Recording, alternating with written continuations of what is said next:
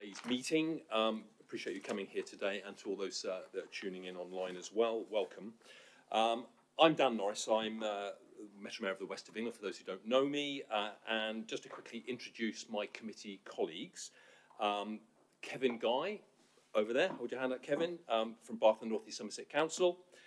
Craig Cheney, today, from Bristol City Council. Welcome, Craig. Toby Savage, welcome, Toby, too, from South Gloucestershire Council. And Richard Bonner, there's Richard, hold your hand up, Richard, so people know who you are, from the Local Enterprise Partnership, and he's a non-voting member of the committee, just so that we're clear about that. Before we move on to the main agenda items, please, I'd just like to mention that some members of the public are joining the meeting to present their statements, and I think I can see some of you up there. Yes, points and hands up, thank you very much. And just a note, please, that all the statements that have been received have been circulated and read by committee members and are also available to view on the West of England Combined Authorities website. So for those people who are not here present with us but looking in another way or want to check it out later, you're able to do that. Okay, the next item is item 2, and that's apologies for absence. We have apologies from Marvin Rees from Bristol City Council, and as we've seen, we've got Craig ably deputising for him today. Thank you, Craig. And then, are there any other apologies, please? I assume not. No? Okay. Item 3, declarations of interest. Do members have any interests to declare? Any at all? Okay, thank you. Please note that no interests were declared. The next item is item 4, minutes of the previous meetings.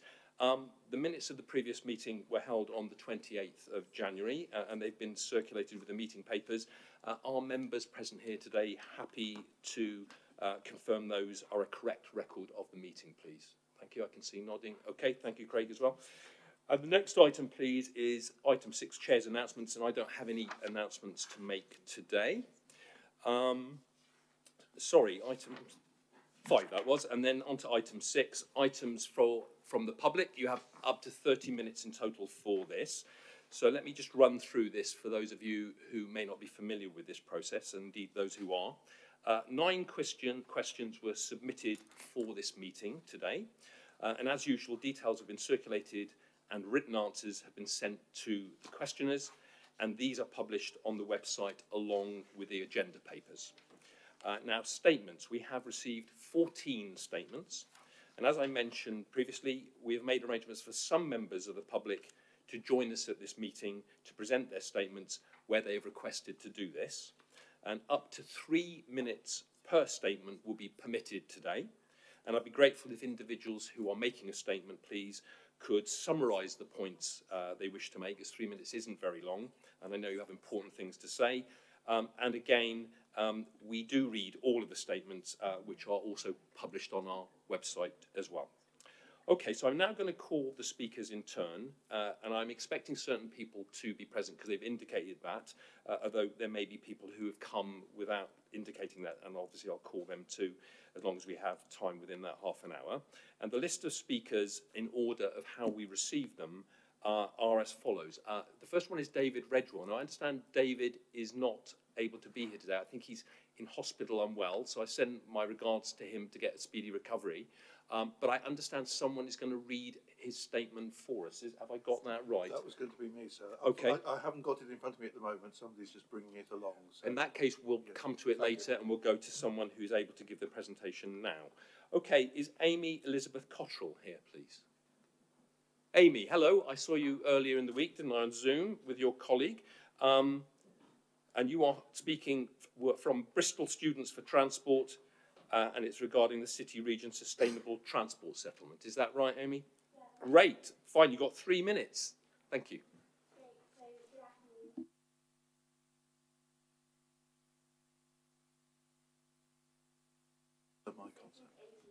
Amy, I'm so sorry to disturb you when you're in flow, and I know it's just we've got to put your microphone on. That's our fault, not yours. Please don't let that throw you.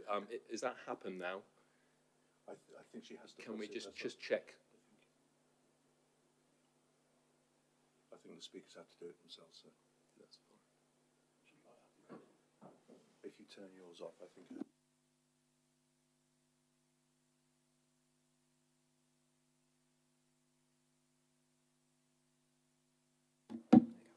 you.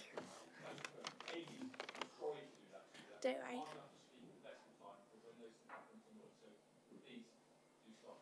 Thank you. So as I was saying, we think that 16 to 18-year-olds, students and apprentices, should get half-price bus tickets. The climate crisis is really terrifying, and Bristol needs to help lead the charge against it. But I'm sure, as you're aware, the fight is pointless if it ignores the needs of the most vulnerable. And that's why affordable buses are so important, because they improve our air quality and reduce our emissions, but they also reduce educational inequality and would help ease the current cost of living crisis. To reduce the scale of the climate emergency, we must do everything we can to be carbon neutral by 2030. And right now, the transport sector is the most polluting in Bristol. Making public transport more accessible for young people wouldn't just help reduce the number of cars on the road right now, but it would create sustainable habits that could last lifetimes. After all, if you've been taking the bus all your life and it works for you, why would you need to buy a car? The climate crisis will mean, however, that my generation, and even more so the generations that are younger than me, will have to face a future which is unbelievably bleak. Meanwhile, in many of Bristol's most deprived areas, there are not even schools that offer the qualifications you need always to go on to higher education. This means that in areas like Hengrove, where 22% of pupils get the grades at GCSE which should allow them to go on to higher education, only 14.2% do. Meanwhile, almost 100% of students in Clifton will go on to higher education. An affordable bus ticket wouldn't just help those students access the education they deserve, it would also allow them to travel to see friends, learn skills, and participate in community projects and clubs. In other words, it would help them grow into confident, independent, and resilient Bristol citizens. Right now, though, as I'm sure you're aware, there's a cost of living crisis, and reducing bus prices would be most beneficial to people on low incomes. So, making public transport affordable for young people means creating a sustainable future. I have been told often that young people will solve the problems past generations have caused, and I know you're aware that instead we need to fight emissions now. However, as a generation, we will have to adapt and face challenges, and so we need every opportunity we can get. Half-price public transport for students, apprentices, and 16 to 18-year-olds will reduce emissions, but it will also reduce inequality, and it will give young people in Bristol the opportunities they deserve and need. Thank you.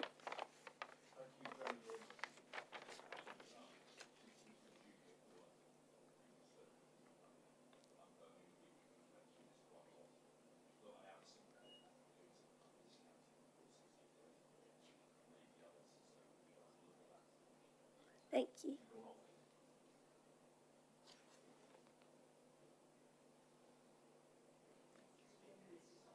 Sorry. Oh, do you want me to?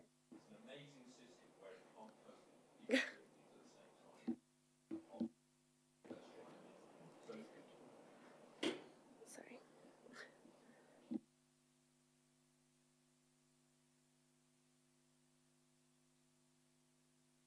Okay.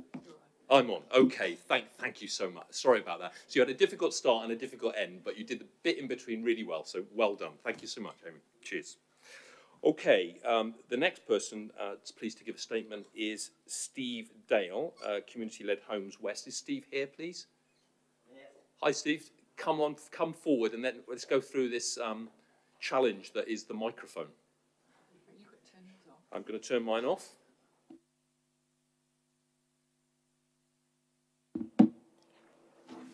How are we doing?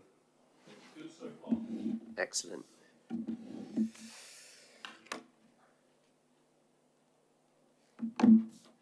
Okay, shall I start? Okay.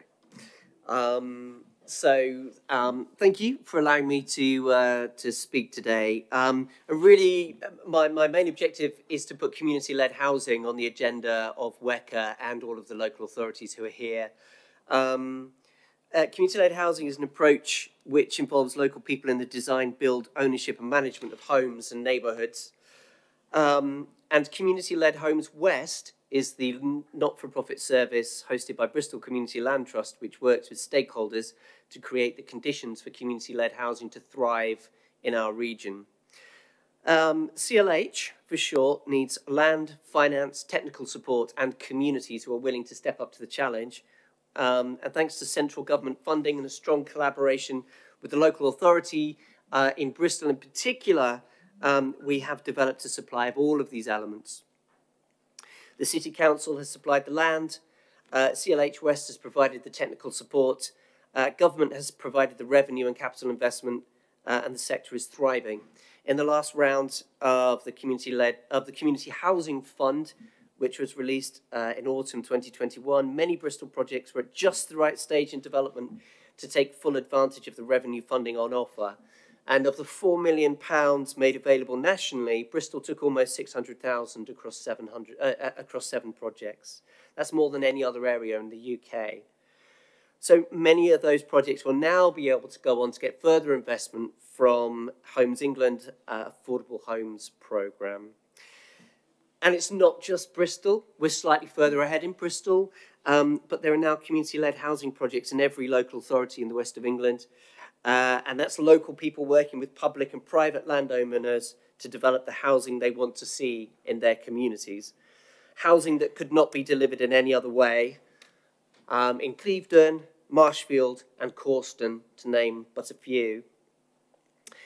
So community-led housing hits many of the targets on WECA's agenda. It delivers a £3 return on investment in terms of health and well-being.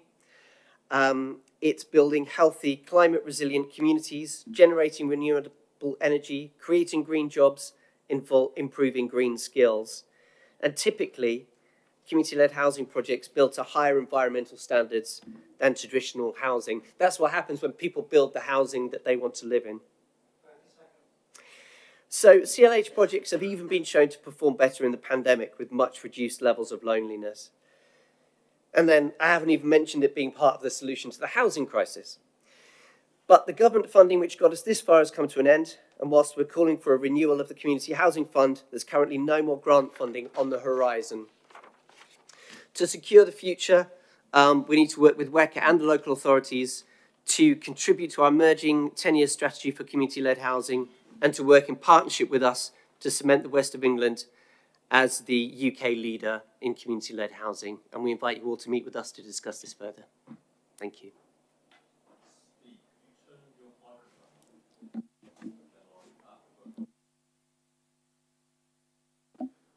Okay, thank you very much, Steve. That was very interesting. I'm sure my colleagues also felt that way. And thank you for the invite to find out more. I'm sure we'll be looking at that very seriously and trying to do that. Thank you. Okay, the next person, please, is Colin Gardner. Colin, are you here today, Colin? Hello. And you're from Thornbury Residents Against Poorly Planned Development, and it's regarding the SDS. Thank you very much, Colin. So what I'm going to do is I'm going to turn my microphone off, and you need to turn yours on. So let me do mine off. Yep, I think it's working. Okay. A draft SDS has been discussed with local authority leaders, including a proposal to allocate 37,000 houses to South Gloss, effectively exporting up to 10,000 houses of Bristol's unmet need. I must convey our profound objection to this proposal. The Council has just closed its Phase 2 consultation of the new local plan using the standard methodology, which generates a local need of 28,000 houses. Our analysis suggests that this is just about manageable without the need for any new large greenfield sites. Any export of Bristol's unmet need will therefore represent an increment of growth requiring recourse to the least preferred options, potentially new large greenfield development of the sort that has blighted Thornbury. If it should be the case that an SDS includes an exported need which results in local plan proposals for such greenfield destruction, you can be assured that public anger will be directed at both WECA for this unjust imposition and the leadership of South Gloss Council for accepting it. We would also make the case during the examination in public that, firstly, not only is the Council leadership on record as saying that this growth is not sustainable, but the type and tenure of housing provided is a misfit with the needs of Bristol's residents and would not be inclusive because of the cost and impracticality of needing to travel to work to Bristol. If you doubt me on this point, have a listen to the recent BBC programme, My Name is Sam, in which a disabled man talks about being forced to, quote, live in the middle of nowhere, unquote. He means Thornbury. Secondly, the plan will undermine the climate emergency mission by incorporating unnecessary carbon emissions through increased private car mileage. We note the irony of having to point this out on the day that the Metro Mayor is proposing a climate emergency action plan in which a key strategy is to reduce private car mileage by 40%. We should preserve scarce greenfield land for people's well-being and for self-sufficiency of food production. Our plea to you all, irrespective of your political allegiance, is to remember who you serve. Westminster continues to say and write that the NPPF calculations are not a target and that it is for the planning authorities to decide what can be built sustainably without encroaching into protected land. Please work together to agree an allocation that can be fully accommodated by an innovative urban living strategy within the wider conurbation of Bristol. This will also provide a plan to benefit from the highest inclusivity, the lowest private car mileage, and the most efficient public transport strategy. If this does not happen, then the legal position is that the four leaders need to agree jointly on the SDS for it to progress to the consultation stage. If you cannot stand proudly behind the plan and all of its ramifications, we therefore urge the leader of South Gloss Council to exercise his veto. Thank you very much indeed, Colin. I really appreciate that. I do agree that we must remember who we serve, and of course we serve, I do as the Metro Mayor for the West of England, the whole of the West of England, and have to balance up lots of competing demands that are very challenging. I'm always sad when it seems to be that we are divisive, where we talk about one particular council area somehow imposing something on another council area, because I know, and Craig is here today, and I've had discussions with Craig as well as Marvin Rees about Bristol's desire to build more homes and wanting to do that, but there are issues about flooding, and I want the government to invest in dealing with that so that we can build more homes, which benefits Bristol because they want those homes and also takes the pressure off the surrounding council areas. So it is a balancing act, and we've heard what you said. Thank you very much.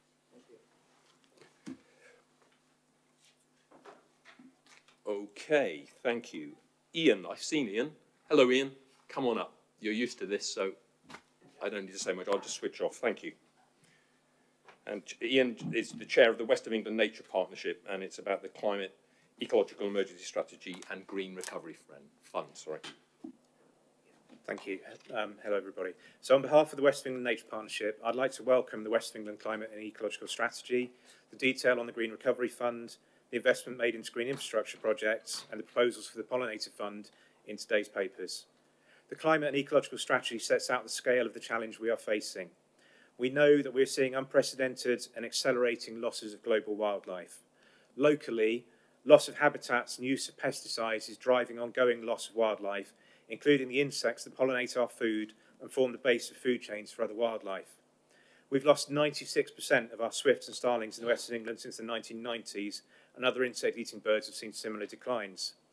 This matters not just for wildlife lovers, but for everyone, as wildlife makes up the ecosystems that support all life on Earth, and their collapse would be catastrophic for people and wildlife alike. The West of England has led the way in mapping our nature recovery network to show where habitats need to be improved and wildlife corridors recreated to bring wildlife back and ensure local ecosystems are resilient to climate change and planned development. The West of England Nature Partnership welcomes the green infrastructure projects that are being funded by the Green Recovery Fund. These will help with habitats, as well as providing green transport routes and access to green space, which is so important for people's health and well-being. To really halt the decline in wildlife and rebuild our ecosystems, though, we also need to invest in rebuilding habitats and wildlife corridors that will have the most impact for nature. We have the maps which show where these are, and I've mentioned some of those in my statement. We have the mechanisms for bringing in investment through projects such as the Bristol Avon Catchment Market. We have investors and companies who are keen to invest. What we lack and where we need help is the capacity to develop business cases for the big impactful projects we need to secure nature's recovery. The Green Recovery Fund provides funding for these projects, but the risk is that without investment in development capacity, we will not have the pipeline of projects we need to restore nature. So the ask and offer from the West of England Nature Partnership is clear. We have the mapping, we have the mechanisms, and we have access to funding. Give us or our partners the capacity to develop a pipeline of projects and business cases, and the partnership will deliver the habitats needed to restore ecosystems, bring wildlife back, and achieve our shared ambitions to make the West of England the bee and pollinator capital of the UK. And we'd like to seek a meeting with the Mayor to discuss how we can do this. Thank you very much, Ian. Clear and important as always. Look, happy to meet with you. We'll discuss this in any event, but I don't want business case requirements to be a barrier to anything about the important issues that you've raised. You know, the environment emergency or climate emergency is exactly that, and biodiversity is also being impacted too, of course. And I am very serious about doing something about that, so I'd like to work with you and anyone else who has that same objective. Thank you. Okay, is Councillor Claire Young here, please? Mayor, she has some apology. She's not really feeling well. Okay, well, I'm sorry to hear that Claire is unwell, and I send her my best if she's tuning in or picks up on this later on. Do we know if anyone is speaking on her behalf at all? No?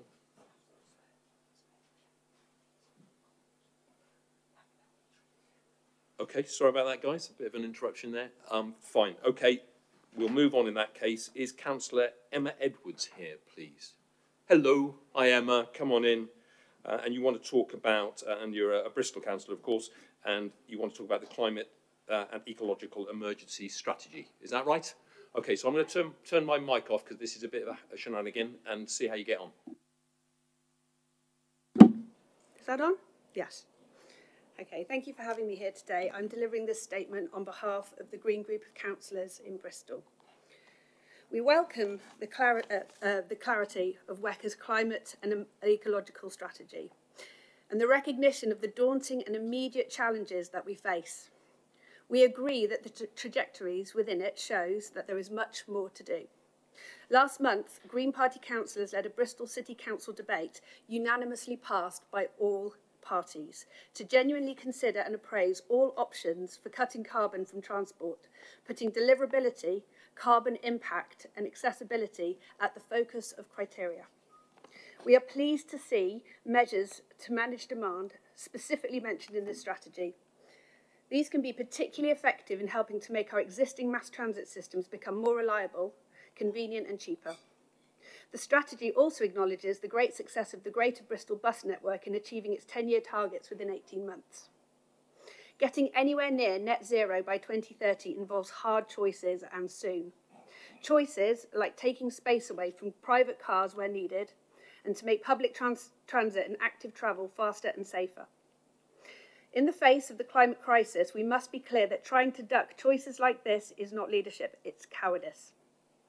The current transport trajectory shown in the strategy, only a 25% reduction by 2030, is nowhere near enough.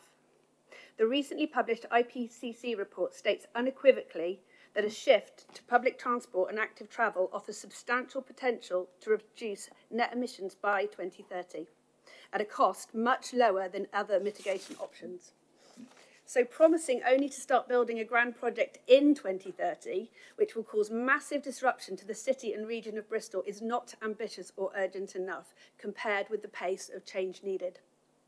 It not only risks creating embedded carbon emissions at a time when we need to be reducing emissions, not increasing them, but it also risks diverting resources from practical, rapid and proven solutions that can be achieved more quickly and cheaply. We must have more ambition than this. Neither the climate emergency nor Bristolians can afford to wait a decade to see real action on transport. So we look forward to helping achieve coordinated, rapid action on transport across the whole west of England in the near future, and hope that there is a genuine appraisal of all options based on climate and people-first criteria, without chasing flashy solutions and personal vanity projects. Thank you.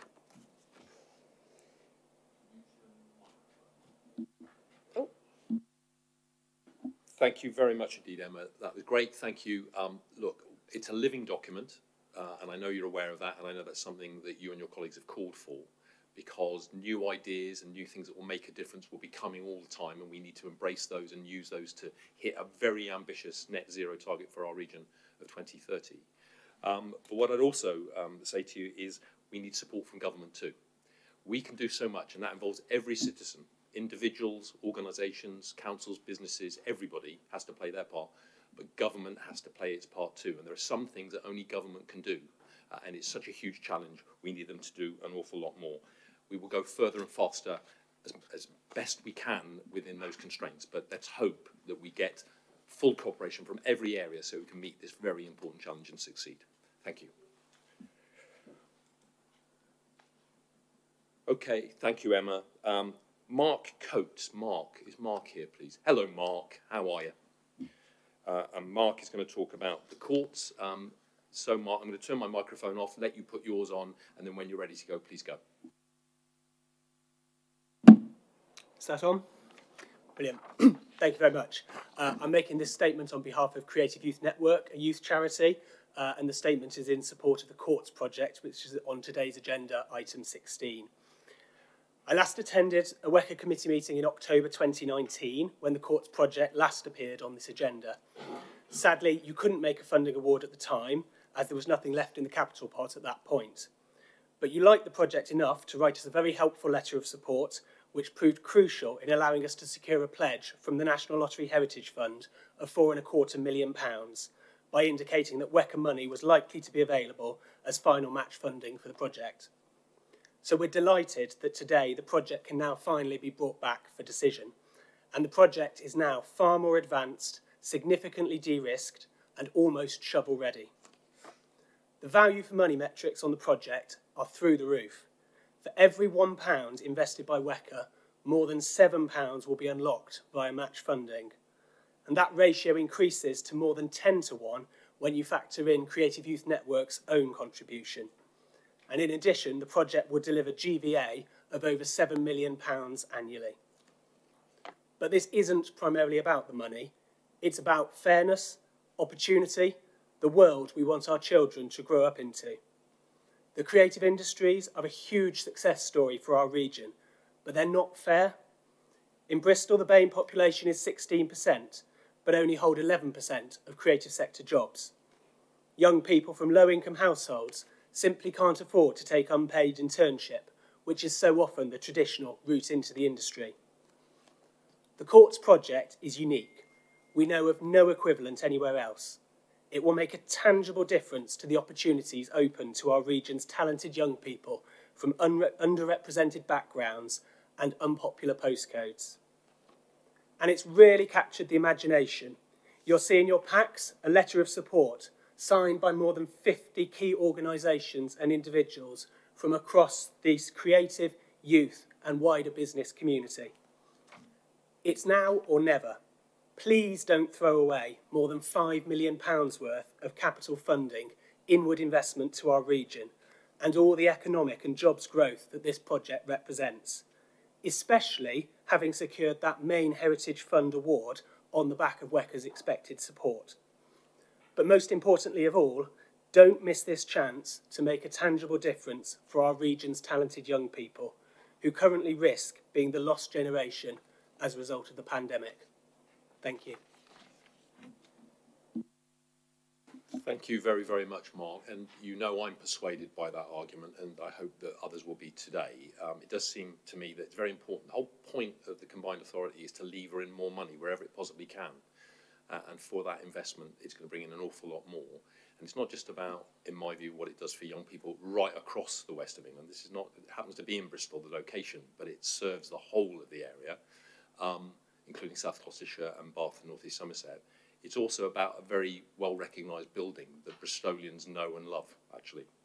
So I do hope that you're successful today. We'll see. Thank you. Okay, and the next person is Carla Hornelia. Carlo, come on in. And you're going to talk about the same thing. So I'm going to turn my microphone off. If you could turn yours on, and when you're ready, please go. Good? Okay. Hi. My statement is also in support of the Courts project as emerging young creative from the Creative Youth Network. My name is Carla Hornelia. I am a multidisciplinary artist, illustrator, and storyteller. My family is from the Philippines. We moved here to Bristol when I was 4 years old, and my parents did their best to acclimate, but there are still difficulties, and as a result, I struggled to find creative opportunities and communities growing up. I did know some hobbyists, but professional artists felt unreachable. I came back to Bristol after graduating in autumn 2019, back to my home city to try and find places to put my foot through the door. However, a global pandemic happened, and my feet, amongst other things like my mental well-being, were not looking great. The Creative Youth Network was the first group to keep that door open for me as things slowly opened up again. Through them, I've accomplished lots of things. I've made a graphic novel as part of the Creative Futures program. I've helped facilitate creative workshops around Bristol, found the confidence to approach more networks to involve myself in. I've actually finished my first ever public mural at the city centre on Broad Street, which CYN encouraged me to apply for. Ultimately, they've helped me make an actual start to my career after years of going nowhere. And though, as someone at the start of my creative career, I still face barriers into the creative industry, the plans for CYN's work at the courts would provide a physical space to actively go and make the professional world feel real. It would be the difference between me chipping away at home without access to people, places, or career, feeling like I'm constantly catching up with where I want to be, to physically taking up space with professionals, helping gratify the process I've taken and give me a tangible landmark of progress I've made. The courts could give a clear direction and destination into how I could progress career-wise while lending access to professional creative industries that I currently struggle to obtain. The courts could also provide an entry point for younger people to access to creative industries, something I wish I had. It could save so much frustration, time lost, mental strain for aspiring young creatives who feel lost and overwhelmed, who don't have any networks or entry points, and just need a direction to follow. Thank you for your time.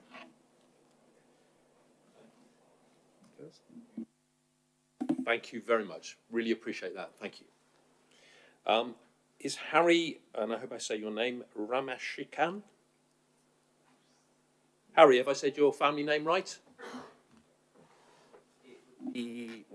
It's Harry Ramakrishnan. Thank you very much. Great. And you're also talking about the course. Please stop me.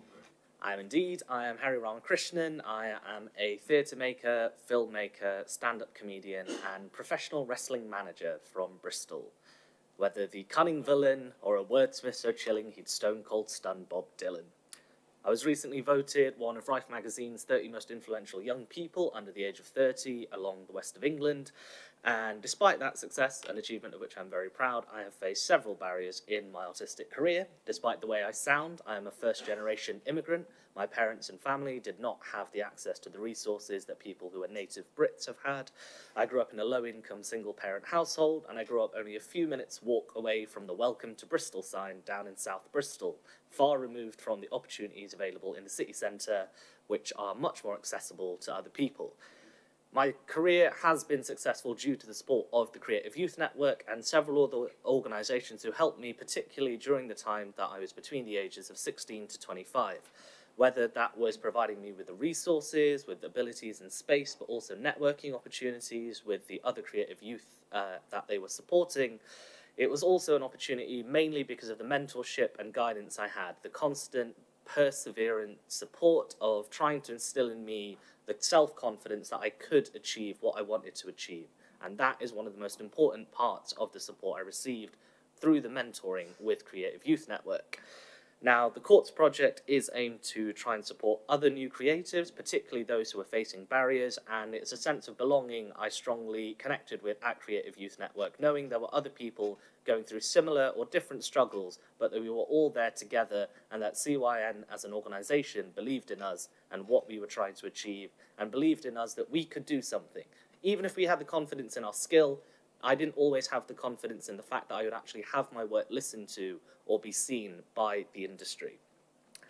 As a result of that, the courts would be able to provide accessible and affordable support to creative youth, the new creatives who need those extra support, those extra barriers that they might face, and it would help them to create partnerships and further develop their careers.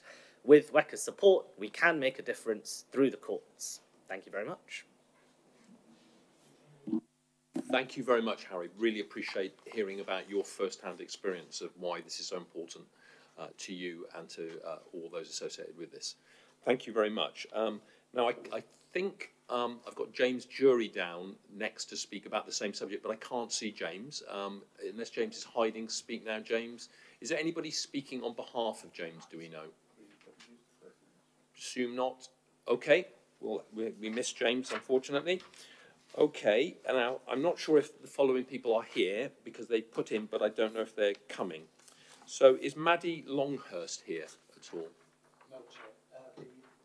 Maddie, Jerome, and you give a letter of support Yep. and reports signed by 50+ individuals. Okay. It's not Maddie, is it? Okay. So those people aren't coming. So we're not expecting Maddie to speak, who's on our list. Jerome Thomas is not expected to speak unless Jerome's hiding somewhere. And we've got a letter supporting the courts signed by 50+ individuals and organisations across the creative youth services and business community. Now we come back to David Redwell because we have arranged for, because David's unwell unfortunately, for someone to speak on his behalf, and Mr. Gerard's going to do that. Kindly help us with that. Stephen. Thank you, sir. I'll read this statement out on behalf of David Redwell. We note with deep concern plans by Bristol City Council, North Somerset Council, Bath and North East Somerset Council and South Gloucestershire Council to remove the West of England Mayor Dan Norris and the West of England Mayoral Combined Authority from the West of England Joint Committee. This decision is going in a totally different direction to central government and Department for Levelling Up and Communities. Michael Gove, the Secretary of State, in his white paper on regional devolution, wanted to see the local enterprise partnership become part of the West of England Mayoral Combined Authority. Setting up a joint committee without the Mayoral Combined Authority is not in line with the government white paper. The 4 unitary authorities in the West of England should by now be carrying out a governance review to allow North Somerset Council to join the West of England Mayoral Combined Authority by the first past the post 3 authority mayoral elections in 2025. This will require orders in both Houses of Parliament. The transport user groups and trade unions understand the value of the West of England Mayoral Combined Transport Authority and North Somerset Council becoming a full member subject to a regional devolution deal. An integrated transport authority can plan bus and coach services through advanced quality partnerships or franchising, maintenance of bus infrastructure and transport interchanges, can plan the strategic route network, set up a rail executive to manage and build the local railway network, plan and build new stations, integrate public transport services, i.e. buses, coaches, trains, ferries and mass transit light rail systems. Joint transport plans, all the public transport staff, key transport staff from the 4 unitary authorities should transfer to the West of England Mayoral Combined Authority, including North Somerset Council. The West of England Mayoral Combined Authority is also the regional planning body, and to plan the Bristol-Bath City region, it needs to have North Somerset Council to be part of the combined authority within the city region. In the past few months, Mayor Dan Norris and the West of England Mayoral Combined Authority are working in partnership with North Somerset Council. It has been awarded £540 million in City Region Transport Plan funding. Just last week, North Somerset Council and the West of England Mayoral Combined Transport Authority were awarded a bus service improvements funding of £105.5 million, the biggest bus service improvement plan in southwest England and second biggest award in the country. This is money for mobility hubs, but the pilot lists of sites at Portway Park and Ride Site, Ridingleys, Chiswick, UWE bus and coach stations, Southmead Hospital bus stations, Kingsmead Town Centre, Mangotsfield Centre, Lockleys, Gainsborough Square, Filton Abbey Wood Retail Park and Station is unaffordable at this stage. Metro West Railway project is projected with support from the West of England Mayoral Combined Transport Authority and North Somerset Council, and we are awaiting a development consent order for the Bristol Temple Meads to Pill and Portishead line from the Secretary of State for Transport. We ask the unitary authorities and the West of England Mayoral Combined Authority to work together with Metro Mayor Dan Norris and not spend time trying to reset the Regional Joint Committee without the Mayoral Combined Authority and the elected mayor. Michael Gove issued a letter about the future of the Local Enterprise Partnership becoming a committee of the Mayoral Combined Authorities and to reset the boundaries in line with the Combined Authority with North Somerset Council joining. With regards to the Western Gateway Partnership, this is an important regional body operating jointly with local government in South Wales, but the report fails to mention the Western Gateway Sub-Region Transport Board working with the Department for Transport and the South West Peninsula Transport Body. As the Joint Committee report and Michael Gove letter had no scrutiny or public consultation with stakeholders, we would ask for full scrutiny and stakeholder consultation to take place over the future of the Joint Committee. We need strong regional bodies to work with the Metro Mayor Dan Norris, such as the Joint Committee and Western Gateway Partnerships and Transport Board, to work together on major investment projects like Bristol Temple Meads Station, Temple Quay, a mass transit light railway system, Metro bus network and Metro West railway network. We must have a strong, unified voice. We therefore ask you to rethink the current Joint Committee proposals, and we note that this report was produced by Bristol City Council and not the West of England Mayoral Combined Authority Chief Executive. We must work in line with the Department for Transport and Department for Levelling Up and Communities for the people of Greater Bristol, Bath City Region and North Somerset. David Retchwell. Thank you very much, Stephen. Appreciate you reading that out on behalf of David. And as I said, I know we all hope David gets better soon and is out of hospital soon. Okay, next is item 7, comments from the Chair of Local Enterprise Partnership Board. So can I please ask Richard Bonner from the Local Enterprise Partnership Board to speak now. Richard, welcome. Thank you, Chair. So running through today's agenda items, to start off with the investments paper. Of course, we face a period of continued uncertainty as we move both into the next stage of the pandemic, but also with the human and economic costs of the terrible events that are unfolding in the Ukraine. And I think we must take due cognizance of what's going on in that terrible situation. And as we discovered actually during the work of the Economic Recovery Task Force, the ability to be agile and to flex our delivery to respond to that uncertainty and to support business and learners to adapt to the changing circumstances is vital. It's pleasing to see that we appear to be doing that through the Combined Authority and partners. I welcome the proposed changes to the investment fund, and that will enable progress on a range of ambitious activities to improve our transport links, invest in our high streets and our workplaces. It's not that. Yeah, I'll carry on. And I want to see the improvements to the environment and to support young people through their careers and through the Careers Hub. I've spoken here before about the importance of resolving the flood alleviation strategy. You mentioned that as well, Dan, and particularly for Bristol. And it was pleasing to see that further spend opportunities exist in the report. The proposal to increase the Regional Recovery and Adaptations Fund of a further £5 million will also offer further support to our region during these times of continued uncertainty, and we welcome that. I note the proposed reporting and delivery assurance process, and it seeks to strengthen the existing approach to reporting and to the escalation of delays and cost changes, which will we hope provide better transparency on progress. I note the point about use it and lose it. I think there's some discussion to be had around that. What I would say, we were discussing a particular case recently, that helping to create better visibility and accountability to those holding those funds is vitally important. So where the debate gets to, what I would like us to see is better transparency so that we can monitor carefully those investment profiles. To the climate and ecological emergency, the assurance process will support the delivery of the actions that will be needed to meet our 2030 ambitions to achieve net zero as set out in the Climate and Ecological Emergency Strategy and the Action Plan, and we've heard some members of the public with very passionate views around that earlier on. The scale of the challenge we face regionally and nationally and globally is unprecedented, and there will be some very difficult decisions for us to take as we progress.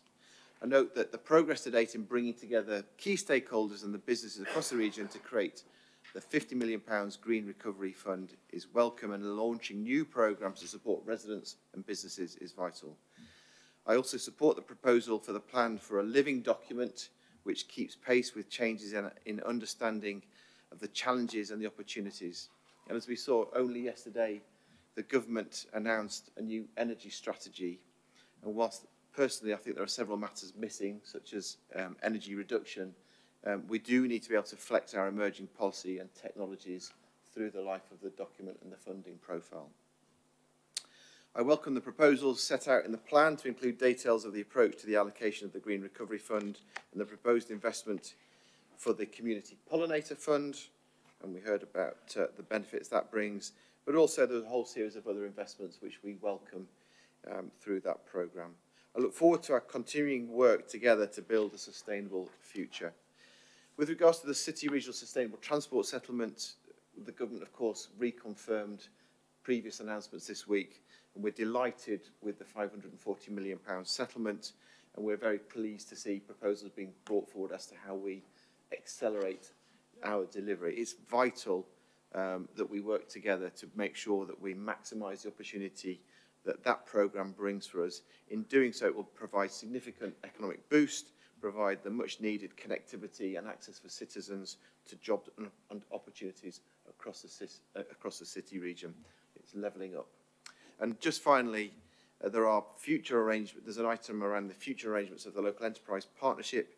Of course, we're in discussions with government about the next steps for the local enterprise partnership following the review that took place over the last 12 months. And we were pleased to see that both in the Joint Committee report, but in the government's reports, they are pleased with the progress and the role of the local enterprise partnerships. We discussed the matter at the board, the LEP board last week, and we feel that we have a framework to move forwards. We also recognise that the direction that the LEP chair, MCA mayors and unitary authority leaders gave a clear direction that we need to follow, but we recognise we have one or two challenges to deal with as we're not coterminous with all of our partners, and we welcome working together through the proposals of creating a working group to bring all of that together.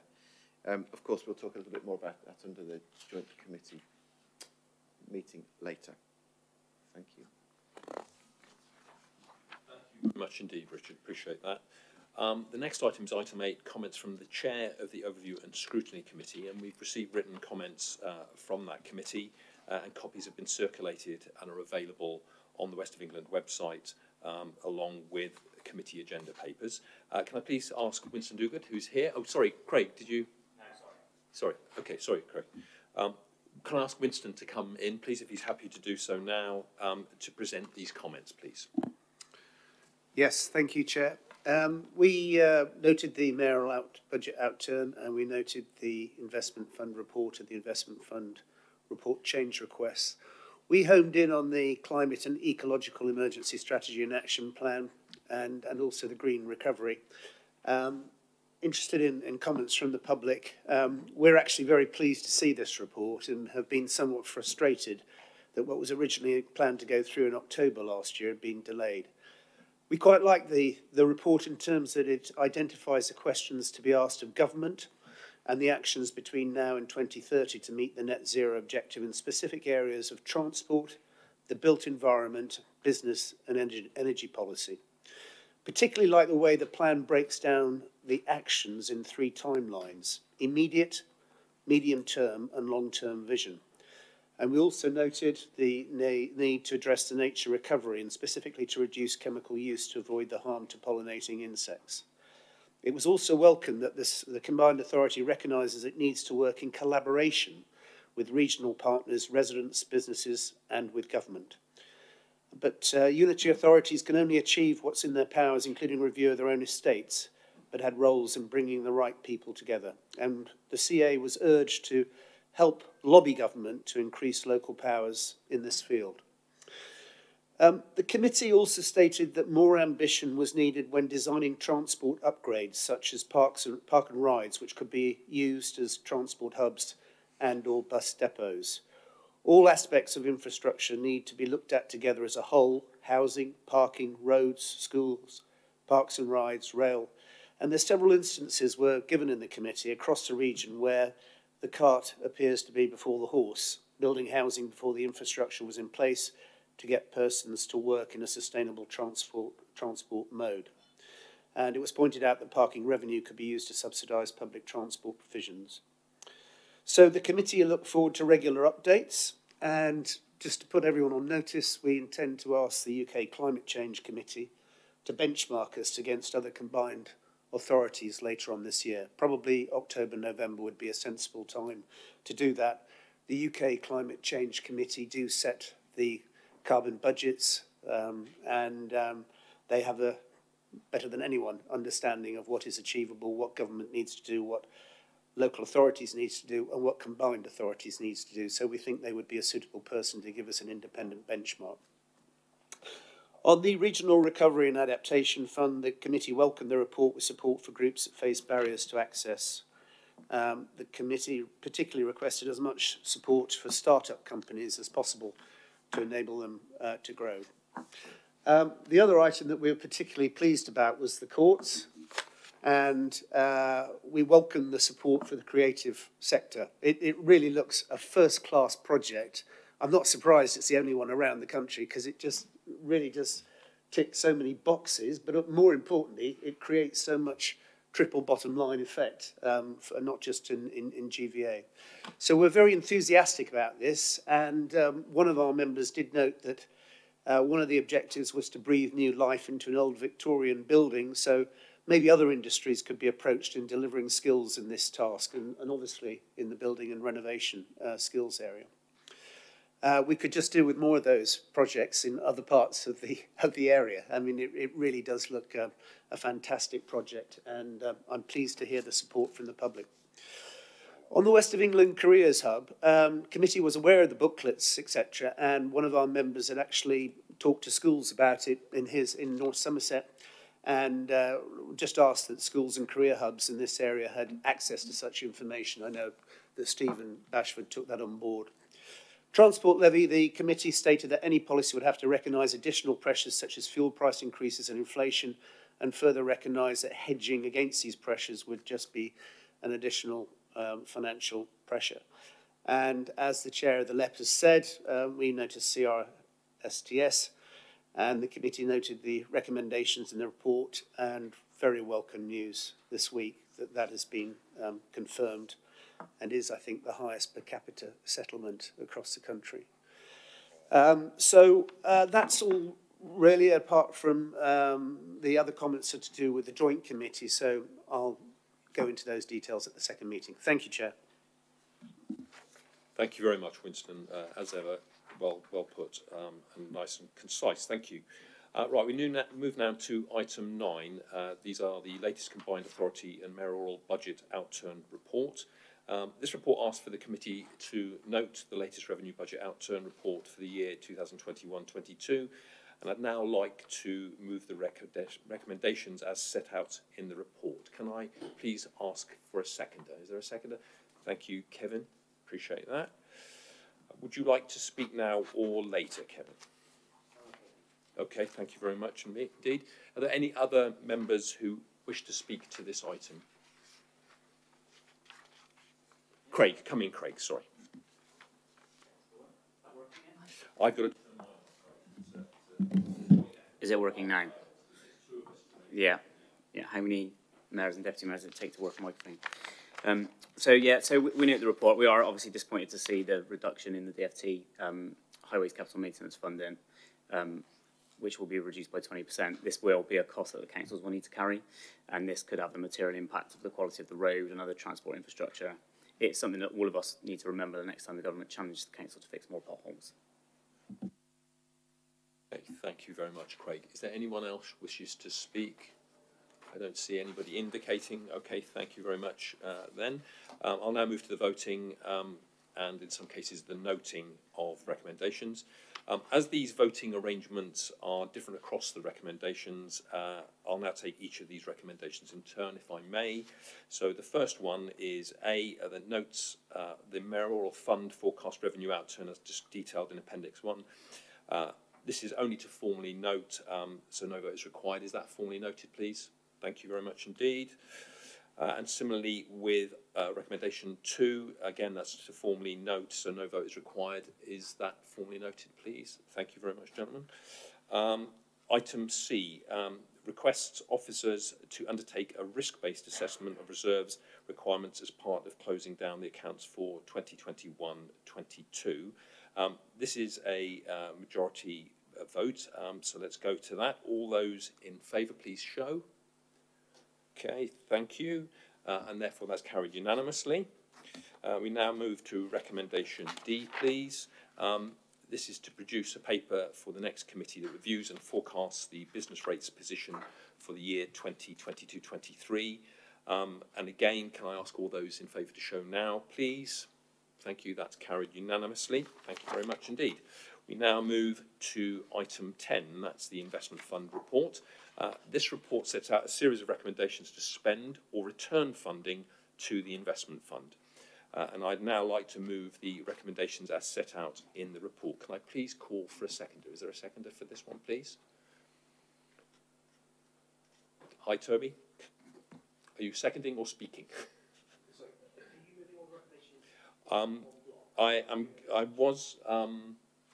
was going to do it individually. Yeah, please. Sorry about that. Yes, let's go through it then. Okay, let's see if I can. Is my microphone? Yes, it is. Sorry, Toby, I stopped using the microphone there. Okay, so let's go through it. So let's take a separate vote on each recommendation then. If I got a seconder for the whole, I think I need a seconder nonetheless to put each individual items through. Unless you have a seconder on each individual one, it's probably easier to do it the other way. Would you mind doing it that way? I mean, if you can, we'll do it individually if you like. But Toby, do you want to come? So yeah, thank you, Chair. So I'm happy to second recommendation 1, and then we'll want to speak on it later. Okay, so let's do it individually in that way. So let's move to recommendation 1 then. This is to return the £4.1 million balance of the previous allocation for the Land Acquisition and Development Infrastructure Funds and Love Our High Streets to create further headroom. So can I ask, is there a seconder for that one, please? Yes, okay, thanks, Toby. Right, would you like to speak to that, Toby? Please. Yeah, thank you, Chair. I do have concerns about this recommendation, which is why I won't be in a position to be able to support it today, and for a number of reasons. So I think when you look at the programmes that we are talking about, in effect closing down today as part of this recommendation, in terms of the Land Acquisition Fund, that has been a useful project across the region, and in our case we were able to use that fund to be able to acquire the Thornbury Hospital site in order to facilitate a wider scheme of extra care housing and new health facilities. And in the case of the Love Our High Streets funding, that is how we were able to kick off the wider regeneration of Kingswood, and how we were able to use some initial funding from WECA through this fund in order to be able to lever in a much more significant programme of investment on a number of different fronts in Kingswood to address the regeneration. And I think that it is premature to be talking about closing those programmes down, given the potential for other parts of the region to be able to benefit from those sorts of interventions that we've done to date. And what's missing for me in this report is then how are we seeking to otherwise address those particular priorities that we do have in other parts of the West of England region. So for those reasons, I won't be supporting the recommendation, and I think it needs to form part of a much more strategic piece of work around how we use the investment fund to the best effect across the region. Thank you very much, Toby. Kevin, would you like to come in, please? Let me turn this off before you start. Yeah, thank you, Mr. Mayor. Unfortunately, I won't be in a position to support this either, because I'm keen on ensuring that we kick officers up the backside occasionally to make sure they're delivering on the monies that we give them. And there are certain projects that are continuously delayed and they get moved into the long grass. So it's important that we, as elected officials, on behalf of the residents, ensure that officers are delivering. But I cannot be in a position where we're taking away valuable money from our high street regeneration. All we need to do is make sure that those projects are delivered, and they're delivered quickly and efficiently. So there are areas such as Twerton in Bath, which are really, really important. This money will make a huge bit of difference to them. So there's no way I could sit here and support a policy which removes 4.1 million from some of our most deprived high streets. What we need to do as elected officials is encourage officers and support officers to deliver these projects rather than taking away the money. Thank you, Kevin. Craig, do you wish to speak? I mean, I'll just reiterate what the other two have said, really. I mean, it's very difficult to remove money from the high street regeneration, something that is key to all of our areas, you know, local authority areas, without any clear plan of where it's going. So for me, I also won't be able to vote for this recommendation. Okay, thanks very much, Craig. Well, look, it's clear that the direction of that. But can I just say before we vote on it, look, surely at combined authority level and unitary authority level, we must be in a position to differentiate between projects that are slow and projects that are good. And the whole idea of this is to get on with the really good projects and address the ones that are delayed. Now, this isn't just something that I'm saying. This is something that the Overview and Scrutiny Committee have been pressurising me on, quite rightly, because we have an awful lot of money sat in bank accounts not doing what it needs to do. And there is no way that we need to reject this. We could be getting on with the good bits that need to be got on with. And it does strike me as an irony that we are proposing a delay to deal with delays. So, you know, I hope that you'll understand that the public are probably not with us if this goes through in delays, because what they want at this time of a really bad crisis in terms of the economy and the cost of living crisis is they want things done to help them get through this really tough time. Okay, so let's put it to the vote anyway. Okay, so all those in favour, please show. All those against, please show. Okay. And obviously there are no abstentions, so that falls. Okay, thank you. Now let's move to recommendation 2. Is that seconded, please, by anybody? Thank you very much, Craig. Cheers. Okay, and this is, Kevin, you asked to be clear about this. This is to approve the full business case for the Bath Local Centre's High Street Improvement Scheme and the award of £295,000, subject to confirmation of the match funding. Would anyone like to speak on that? Okay, Kevin. Yeah, no, I'm pleased that my colleague in Bristol has seconded this. I was more than happy to second this one as well. Yeah, it's great investment. It's much needed, and hopefully it will lead to further investment. It's just a kickstart to a much needed and overdue regeneration of the centre of Bath. So thank you very much.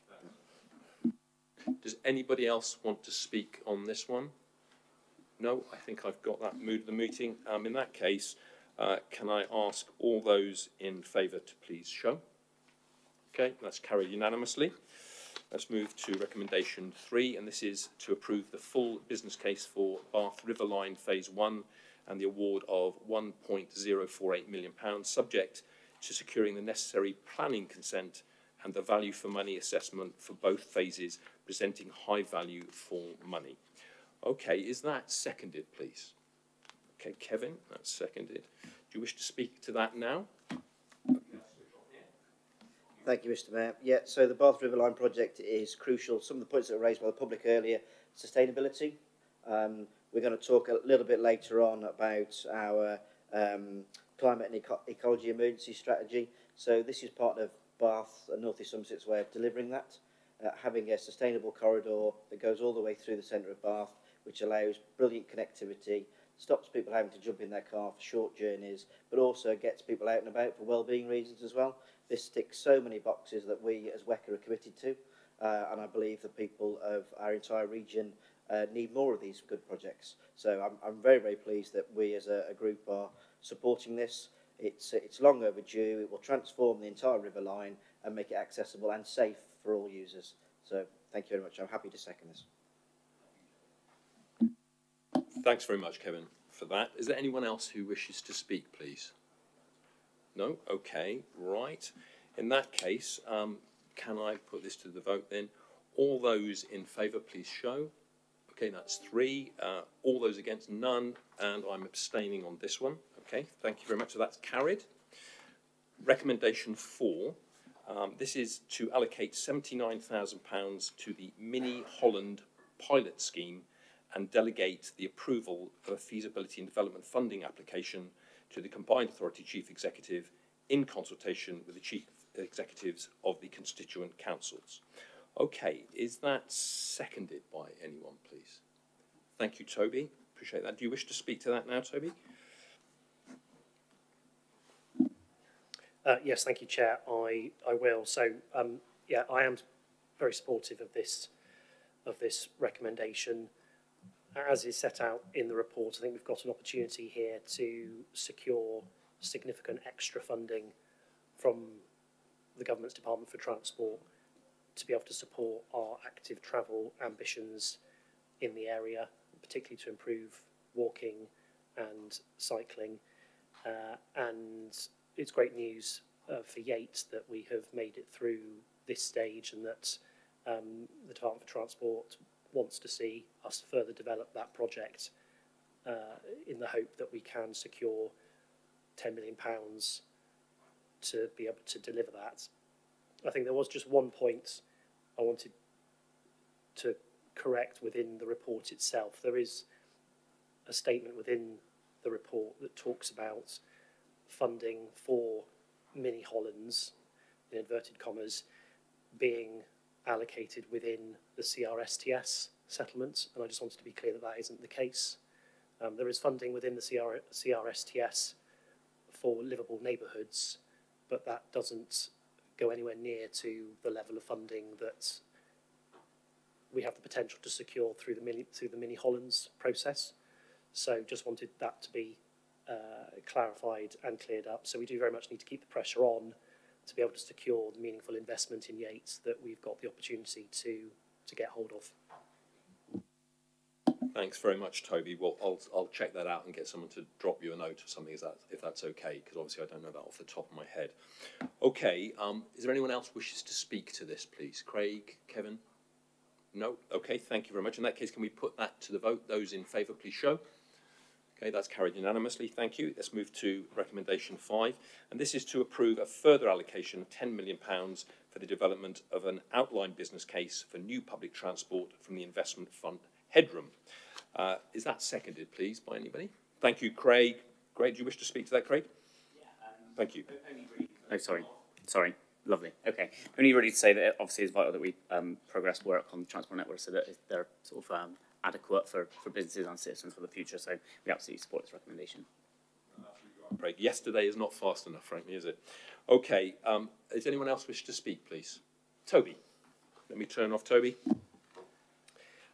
Thank you, Chair. So I will be supporting this recommendation today, but I do have some questions just around how the 10 million figure has been arrived at and the assumptions that sit behind it. I think we need to understand, and obviously we won't get that understanding today, but I think as we progress with mass transit, that we do have that clarity about about how exactly 10 million can achieve the technical stages that we need to go through. And I think that certainly from an officer perspective, and the advice that I'm receiving is that we do need to have more clarity about what exactly £10 million will buy us, and perhaps any prioritisation that's been assumed within that.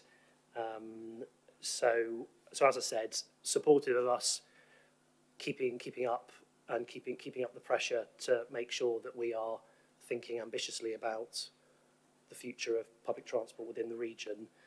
But I would like to better understand, as we move forward, how much of the technical work can be funded, and then what remains outstanding as we get to the next technical stage.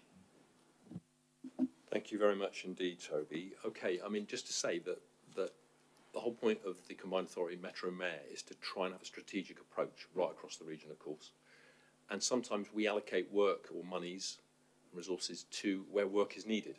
And that doesn't always split evenly between all the constituent unitaries. It happens to be that work is needed in different places at different times. So that is sometimes why that happens. It's just to be aware of that. So but you're absolutely right to raise it as a concern for your council. I understand that. Yeah, and just, sorry, someone's whispering in my ear, just to say it doesn't rule out what you're asking for, just to be clear for that. Just to reassure you, sorry, there's me thinking strategically, but realising that you need reassurance on that particular point. Okay, in that case, is anyone else wish to speak? No, in that case, can we put that to the vote? Those in favour, please show.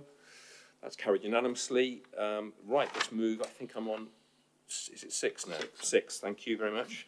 Okay, this is recommendation 6, to approve the feasibility and development funding application for the Bain Strategic Master Planning, an award of £1.345 million. Okay, is there a seconder for that, please? Surprise me, Kevin. Second it. Okay, thank you. Do you wish to speak to that, Kevin? Yes, very briefly, thank you, Mr. Mayor. We're talking about the bigger projects, and Toby mentioned earlier about delivering. So this allows us in Baines to put together a quality team that helps us deliver quicker and better for residents. This money is fundamental to delivering a cleaner, strategic, sustainable transport systems. Bath and North East Somerset for decades has stagnated because we haven't had the resources, and constantly the council has been stripping away offices and materials, but this funding will allow us to rebuild that team, which will give us a better strategic direction for the future. So I'm very pleased that WECA is supporting it and we're able to deliver on it. Thank you. Thank you very much. Does anyone else wish to speak on this? No, no. Toby. You're ahead of me. That's good. That's good. That's great. Okay, that's fine. So look, I mean, look, yes, great, Kevin.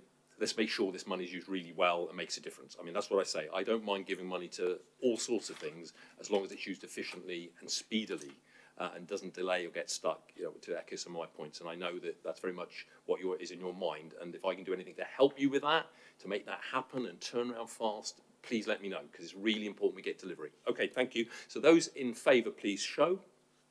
That's carried unanimously. Thank you. And then we move on to item 7, recommendation 7. To approve the South Gloucestershire Council feasibility and development funding application for the evidence to support transition from spatial development strategy to local plan making programme and the award of £900,000. Do I have a seconder, please? Surprise me. Right, okay, let's go, Toby. Would you like to speak? Yes, I will. Thank you, Chair. So I think following on from Kevin's comments on the previous item, I think we're looking to achieve something very similar within South Gloucestershire, and ultimately to make sure that as we grow and develop as a local authority area to accommodate the homes, the jobs, the infrastructure needs of our communities, that we are able to properly resource the technical work that's needed to achieve that, and to make sure that we're able to ultimately raise the bar when it comes to the quality and standard of new developments that we see coming forward. So I am, as a result, very supportive of this additional funding to help us to properly resource that work. Thank you, Toby. Does anyone else wish to speak to this? No. I mean, all I'll say is, I mean, I'm happy about this allocation on the basis that if events change, that we don't lose that money to South Gloucestershire forever, Toby. I hope it is going to be used for something specific. So if the SDS gets difficult, I will be looking to you to think about how you return that. Okay, let's put that to the vote then. Those in favour, please show. Okay, those against, abstentions, so that's carried. Thank you.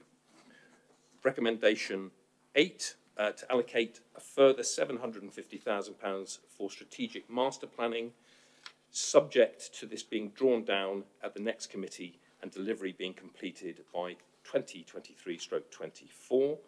Who would like to second that, if anybody, please? Thank you very much, Kevin. Would you like to speak to that, Kevin? No. It's going to be a long one today, yes. Anyone else wish to speak? Toby, please come in.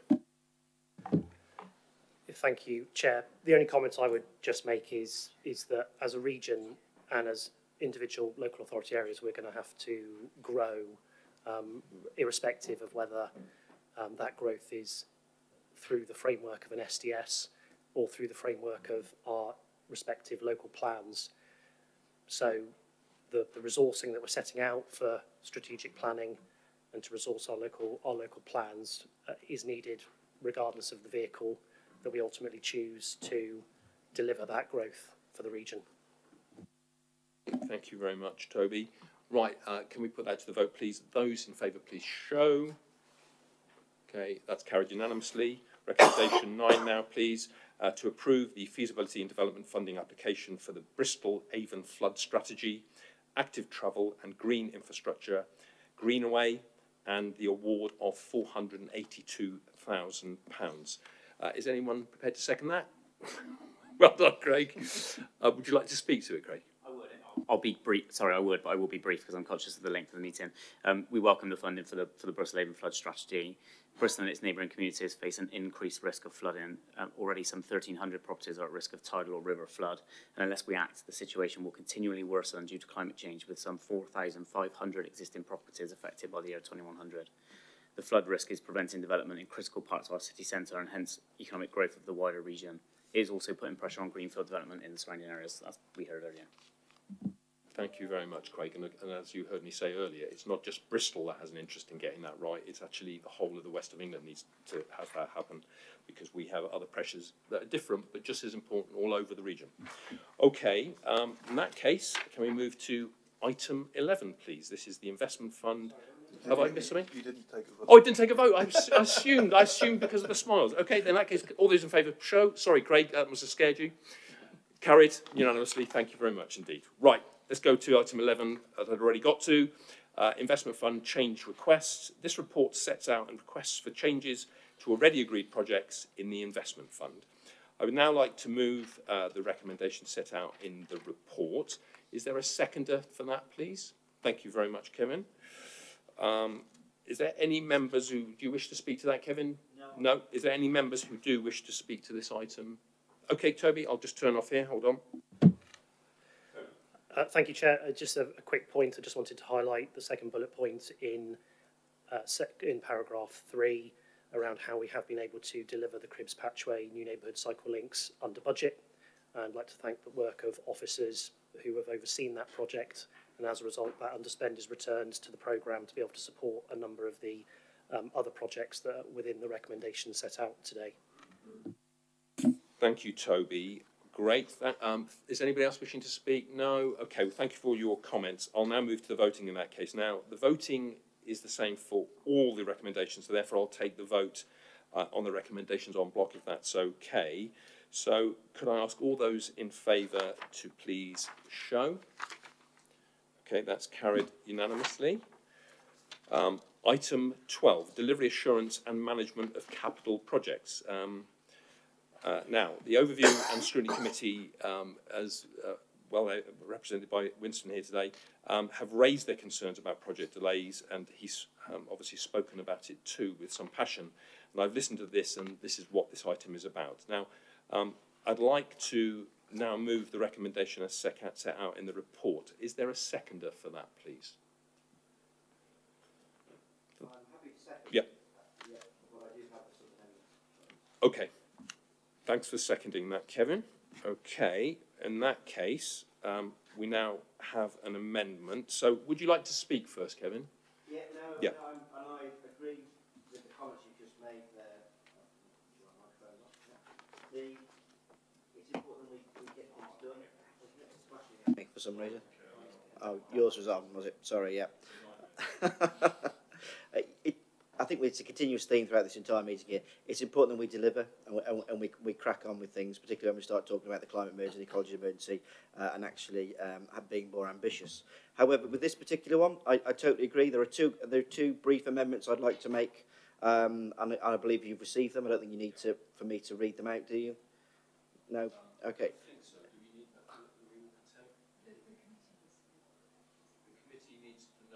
So I'm happy to read them out. Yeah. So,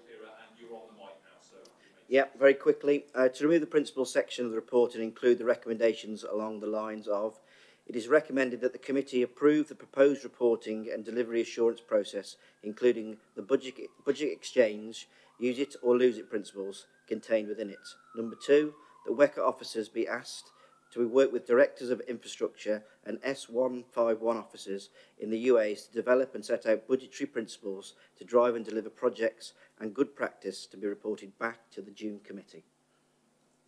Okay, thank you for that. Is that seconded? Okay, Toby seconded that.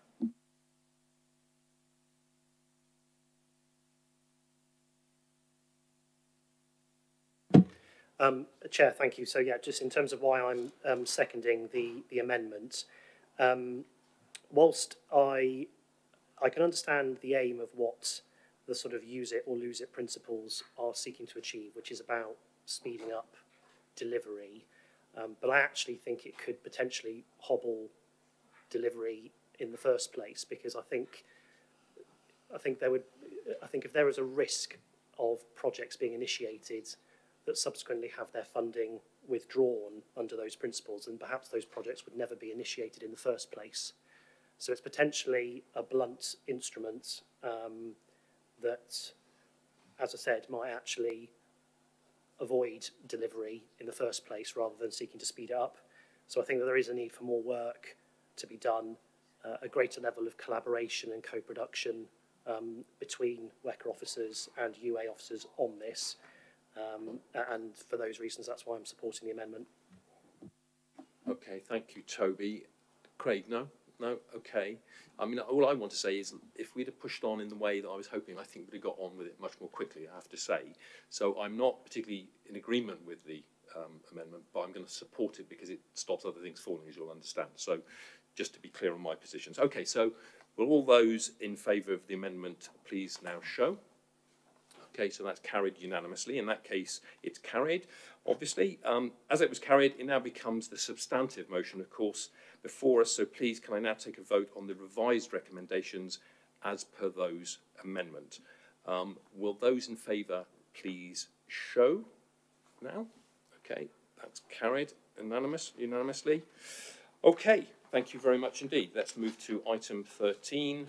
Climate and Ecological Emergency Strategy and Action Plan. Could I just ask someone to get me some more water if there is some? Thank you very much, because my mouth's getting dry and I don't want to stop. This is a long one. Okay, well, I'm delighted to bring forward a new, more ambitious climate and ecological strategy and action plan.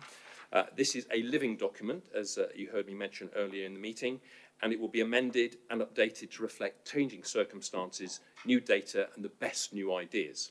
The plan shows the scale of the challenge is huge, and if we are to meet our ambitious net zero targets, we are really going to have to do an awful lot, every single one of us, organisations and individuals and government. It will involve a massive effort from the combined authority, our unitary authorities, our residents and businesses. I don't think people have fully comprehended that yet, but if we are going to hit that 2030 net zero target, it means that year on year we have to reduce CO2 emissions by 10%. That is tough, and we need to be real about that. The government also needs to step up, as you heard me say earlier, and do much more, and our new plan sets out key asks of them. Because it's great that they ask us to do things and make changes, but we need to do the same over something so important as this. And as I often say, and you've heard me say it before, no doubt, local people are actually ahead of the politicians on green issues in our region, and this is an effort for us to catch up with the public on issues they feel so passionately about. So this is an attempt to do that. Okay, I'd like to move the report. Is there a seconder, please? Okay, thank you, Kevin. Appreciate that. Would you like to speak, Kevin? Let me turn off here. Yeah, thank you, Mr. Mayor. First of all, I'm quite excited to second this. It's really important. As Toby has stated before, I think as politicians, both locally and nationally, we've been a bit behind the curve when it comes to the climate emergency, and recognising the importance of it and putting it first and foremost in every single decision that we make. So I'm glad this paper's come forward. I would also very briefly stress that it's great that we've got this piece of paper, and it is a piece of paper, but piece of papers don't necessarily deliver. So we need to make sure that we are ambitious, and like you said, it is a live working document, so we need to get on with delivery now, which is key. Yeah, so less talking, more delivery. Thank you, Kevin. Appreciate that. Craig, would you like to speak? Please come in. Let me turn off. Yeah, thank you, Mr. Mayor. Whilst, as Kevin said, the strategy is not perfect, we do recognise there is a need to make progress, and we should see this, as you mentioned earlier, actually, as a living document, and that it does change as situations themselves change. The strategy and action plan sets out the scale of the challenge that we face and the actions we will take in response. In order to meet our 2030 ambitions, we know that we will need to go further, faster to tackle the climate and ecological emergencies. We think the asks of the government in the document could be strengthened, although we support them as drafted in the strategy. We are sure all colleagues would support this, but there is a need for consistent long-term funding generally. Bristol is working as part of a project with initial BASE funding, Connected Places Catapult, Core Cities, London Council and now LGA on a project to attract private sector investment. Our own Section 151 officer is on the steering group. It would be great if WACA could be involved in this work as a partner. As we move into the next phase of the work, I think it would be sensible to open to the city region as other core cities are doing, and the project as a whole is being widened within the LGA. Thank you. Thank you very much indeed, Craig. Does anyone else wish to speak? Toby, let me turn off here, please. Yeah, thank you, Chair. If I could also echo the comments of my colleagues as well, I think this is a positive document and a really important step forward for us as a region. And I think the quality of the document here is reflective of the co-production that there has been involving colleagues from across the UAs. You know, there is excellence that needs to be tapped into amongst partner organisations, and I'm pleased that we've been able to do that as part of this plan. As Kevin absolutely says, the action is absolutely what we need to step up, and I look forward to the collaborative working on that, including obviously parts of the next agenda item as well on the Green Recovery Fund. Finally, I think just to make the point, because of the announcements this week, it's good that this is a living document. We've obviously had the announcement this week from government around their energy security strategy, and how the race to net zero is a key aspect of that. And we, of course, then need to make sure that we are taking account of that within our own strategies and action plans to ensure that we can make as much progress as possible, as we possibly can, as quickly as possible, making sure that we're joining up all the dots as needed. Thank you, Toby, and I completely agree. We need expertise and skill and wisdom and talent and energy wherever it can come from in order to deal with this huge challenge. So thank you for your contribution there. Okay, in that case, can I move... sorry. Oh, sorry. Thank you very much. No, that's fine. Thank you, Chair. I just wanted to reiterate the point that Councillor Shaney was making around actually, as part of our plan of work and our activity programme, we've got to look at how we go out to address the additionality in funding. There is a real global weight of capital to be placed into green agenda items, and we need to think about how we set our stall out to attract that investment. It's a competitive space. We've got a great platform to work off, and I think it's an important part of the work stream so that we can accelerate our plans. Thank you. Thank you, Richard, and apologies again for not... No, I find this microphone system awful, if I'm honest, but I'm getting better slowly, so bear with me and apologies again. Okay, thank you for your important comments.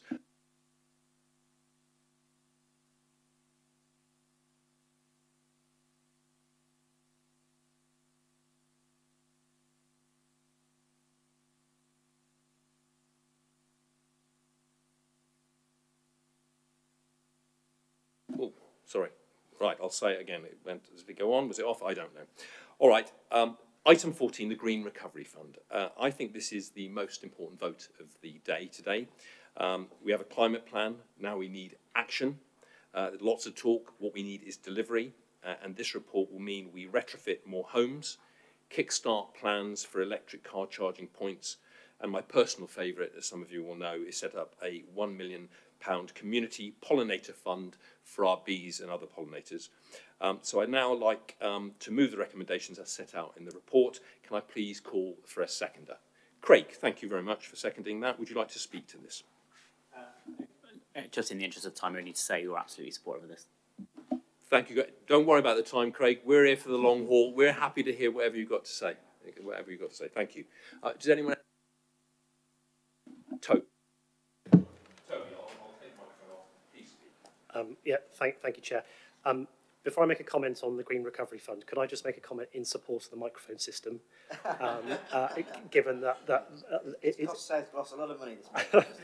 I didn't want to comment on that, but you know, given that the microphone system seems to be the largest point of contention so far today, and it's taken a bit of a bashing. It is designed to make sure that people can't talk over each other.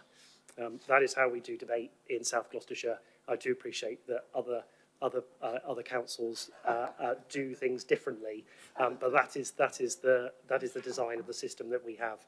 If I may actually now make a comment on the serious matter of the Green Recovery Fund. Very pleased to see the progress that is being made, the release of the funding.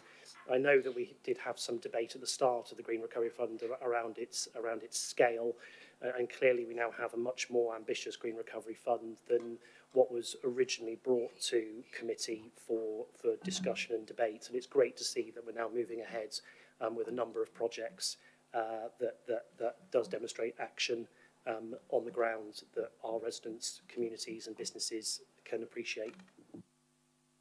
Thank you very much, Toby. And I mean, you know, Ukraine has obviously exacerbated energy costs, but it was very clear before that we have 250,000 homes that do not insulate well, that are leaky, damp, and all the rest of it. And we really do need to get on with that.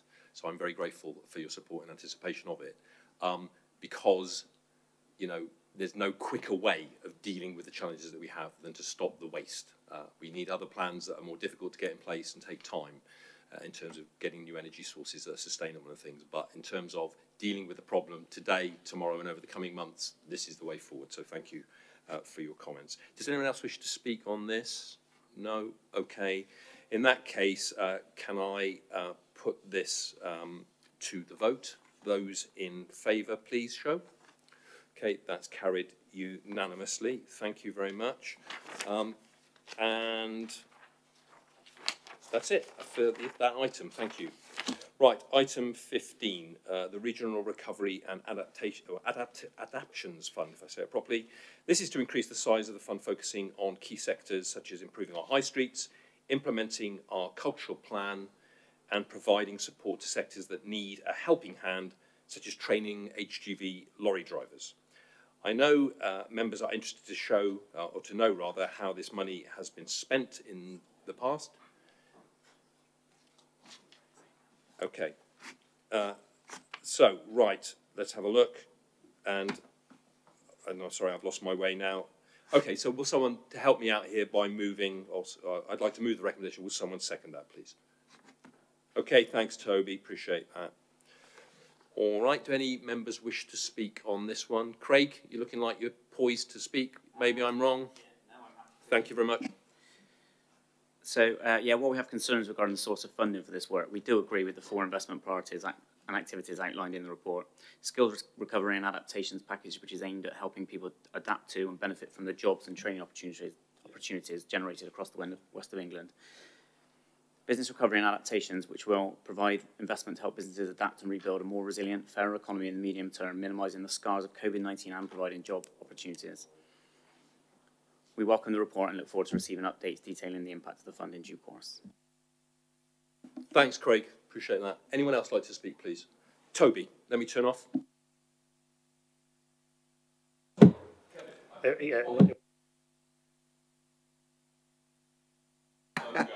Yeah, very, very briefly, Mr. Mayor. So it's important that people see exactly where we're spending this money. I fully support it, but exactly as Craig has said there, we need a conversation about where this money is going and crucially what difference it's making to people's lives. So, but happy to support it. Yeah.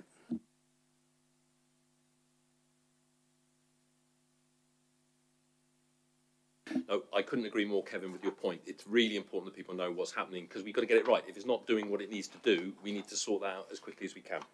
Okay, in that case, the recommendation is that the committee is asked to allocate a further £5 million to the Regional Recovery and Adaptations Fund and delegate the approval of business cases to the Combined Authority Chief Executive in consultation with the Chief Executives in the constituent councils.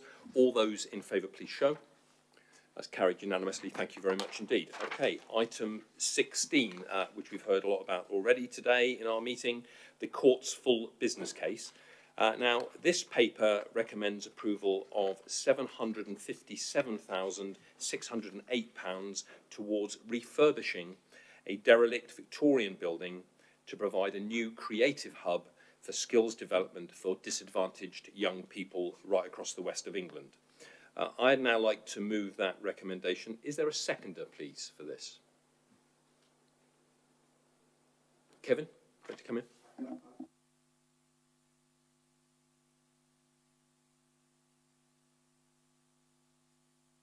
Yeah, I would like to comment after I think Craig has made his comment from Bristol's perspective. Yeah. Yeah, if I may. So, yeah, thank you. So again, I won't be seconding it, but I just want to talk for a moment about it. So I start by saying that we are absolutely supportive of this project and recognise all the work that CYN do, and I have listened with great interest to all of the supporting statements that were made today. In fact, in my first few months of this role, I met with CYN and coordinated £100,000 of funding to get this project off the ground, but it was always my view that that's where public funding should end. So the question to be considered is not whether this is a good project, but if it is one that needs or should receive additional public funds. Funding from BCC and the Combined Authority we are a member of is something we take very seriously. There are a huge number of community buildings and organisations across Bristol and the region crying out for £100,000, let alone a second call of a further £700,000. In fact, I'm a trustee of a community centre in Hillfields, where CYN runs sessions actually, that would benefit hugely from investment of this scale, not least to mend the leaky roof and the lift that regularly breaks down and excludes some of our most disadvantaged from taking part in events and sessions. Like many other community organisations and charities across Bristol, in Hillfields we have worked intensively to bring in funding from sources that don't require us to keep going back to the public purse. We want to ensure funds are allocated fairly and that organisations that haven't had the opportunity to request funding are able to do so in the future. We wish CYN good luck with the future of their project, and as this administration has publicly said before, we are supportive of this. However, given the above and many claims against public money and the need to balance competing demands, we are unable to support the request. Okay, thank you very much, Craig. Kevin, did you want to come in, please? Yeah, thank you, Mr. Mayor, and thank Craig for his comments there. First of all, I think the project is really, really good, and I'd just like to put on the record, if this was a project and we were talking about making this investment in the city of Bath, then I would be seconding it and I would be fully behind it. It is inappropriate of myself to go against a decision that is in the city of Bristol, and obviously if this is something that the city of Bristol is not willing to get behind, then it's inappropriate for probably both myself and Toby to second the motion. But I would just like to put on the record, if it was in the city of Bath, then I would be moving it. Thank you very much. Toby, do you wish to speak on this? Yeah, thank you, Dan. And yeah, very much echo Kevin's comments there. I also just wanted to thank Mark and Carlo for coming to the meeting and speaking today. CYN is an important partner for South Gloucestershire Council and will continue to be, irrespective of the decision that is taken or not today on this particular project. But as Kevin has said, I think in cases like this, we do need to follow the views of the host local authority on matters like this, and that's why I'm not in a position to be able to second the recommendations. Okay, thank you very much for the comments. Well, I take it on that basis, as it hasn't been seconded, it can't be put to the vote, of course. I mean, I just want to speak with some sincere passion about this. This is a service that goes right across the west of England, and we mustn't get bogged down with where it happens to be located. Now, I know your sincerity, Kevin, and what you said about if it was in Bath, you'd go for it. But I'm afraid we've got a situation that's in Bristol, and Bristol's not going for it, and we have to ask why that is, and I will be asking why that is in another place, because this is an important project that would serve all the young people right across the west of England. And the site where it is in Bristol happens to be a really good site to get to. So if you're a young person in Bath dealing with difficult gang situation, you might need to get out of Bath in order to fulfil yourself and have new opportunities. And that means going somewhere like the centre of Bristol, right by the bus station, perfect location. And similarly to Toby, you know, there are challenges in Yate and Abbottswood and all sorts of places in South Gloucestershire where this would make a real difference. And you've heard the passion that's been spoken by organisations, businesses, the public. It will be a nonsensical decision. I'm not having a go at you individually, Craig, but I will say that my view, based on the conversations I've had with many, many people over many, many months, is that this will be nonsensical to them. And I'm sure we'll come back to revisit this. And I hope that in the future, maybe we can reflect a bit more so that we can make a difference for our young people. You know, I'm not saying you don't care about these young people. I hear what you said, but we sometimes have to make decisions that don't always tick every box in order to get things done. And I think this is something we should have got something done. And the Scrutiny Committee, as Winston expressed his views, felt strongly about this too. Okay, we can't put that to the vote. I'm very sorry, that's not possible. We have to move on to the next item. Okay, item 17, please. This paper recommends allocating £810,000 to continue the work of our strong performing careers hub, which has expanded into every secondary school and further education college in the region. Having a careers hub led by the combined authority allows us to draw in £1.7 million of national funding, which would otherwise not be available. I would now like to move the recommendation as set out in the report, and can I ask if there's anyone who's prepared to second this, please? Thank you, Toby. Would you like to speak to this, Toby? Thank you, Chair. Only to say that I'm really supportive of this programme. And again, I think there is a recognition of this within the report itself. There's some really important and some excellent work going on within the individual UAs, the individual councils, and so it's really important about how we add value and can strengthen that regional working and tap into those pockets of excellence that is already ongoing within the region, so that we are really able to offer the best possible range of support and advice to young people as they are deciding on their future careers. Thank you, Toby. Craig, please come in. Yeah, I mean, only to also to welcome the report, and also as a member of the Business and Skills Board, to see that our own comments were incorporated into the report, which is always good to see. Absolutely, we're always happy to incorporate good ideas, for sure. Kevin, do you wish to speak? Okay, thank you very much. In that case, let's move to the voting. Would those in favour please show? Hands up. Thank you very much. That's carried unanimously. Thank you very much indeed. Item 18, Bus Services Transport Levy. The Combined Authority currently supports around 80 bus services. These contracts end this coming August and will cost more to deliver going forward. There will also be more demands on the levy. I would now like to move the recommendations as set out in the report. Can I please call for a seconder? Is there someone prepared to second this, please? Craig, thank you very much. Would you like to speak to this, Craig? Or maybe later, okay. Chair, yeah, thank you. So now that the recommendation has been proposed and seconded, I would like to propose an amendment to the recommendations. It is an amendment that has been circulated along with the other amendments that we've discussed already so far in this meeting. If I read it out for the sake of completeness and for the benefit of the public.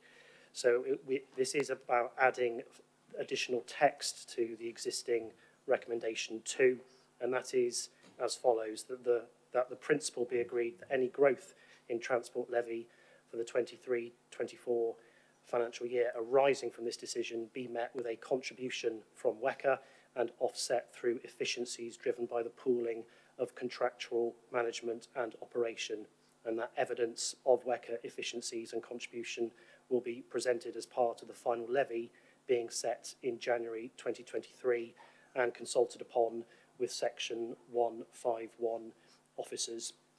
If I could then go on to explain my reasoning behind this amendment. I think as it stands so far, and as the report stands so far, it is putting all of the onus onto the councils within the WECA area to meet the increasing costs associated with supporting our public transport network. And I do think that it needs to be a partnership approach, and that WECA has got a role in actually comments that I made at our budget meeting around straining every sinew to ensure that we have the strongest possible public transport offer to our communities. And I think that this amendment does seek to balance out the responsibilities and make it a truly collaborative way forward in terms of how we find the additional resource needed to support our bus services and public transport services in the region.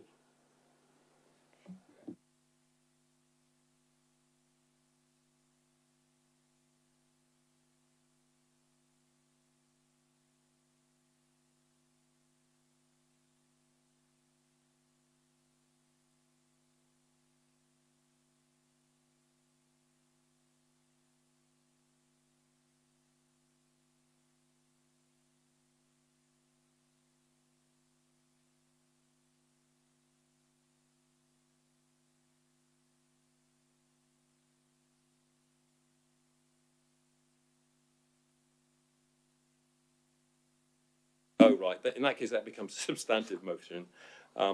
So in that case, does anybody wish to speak further? No? Okay.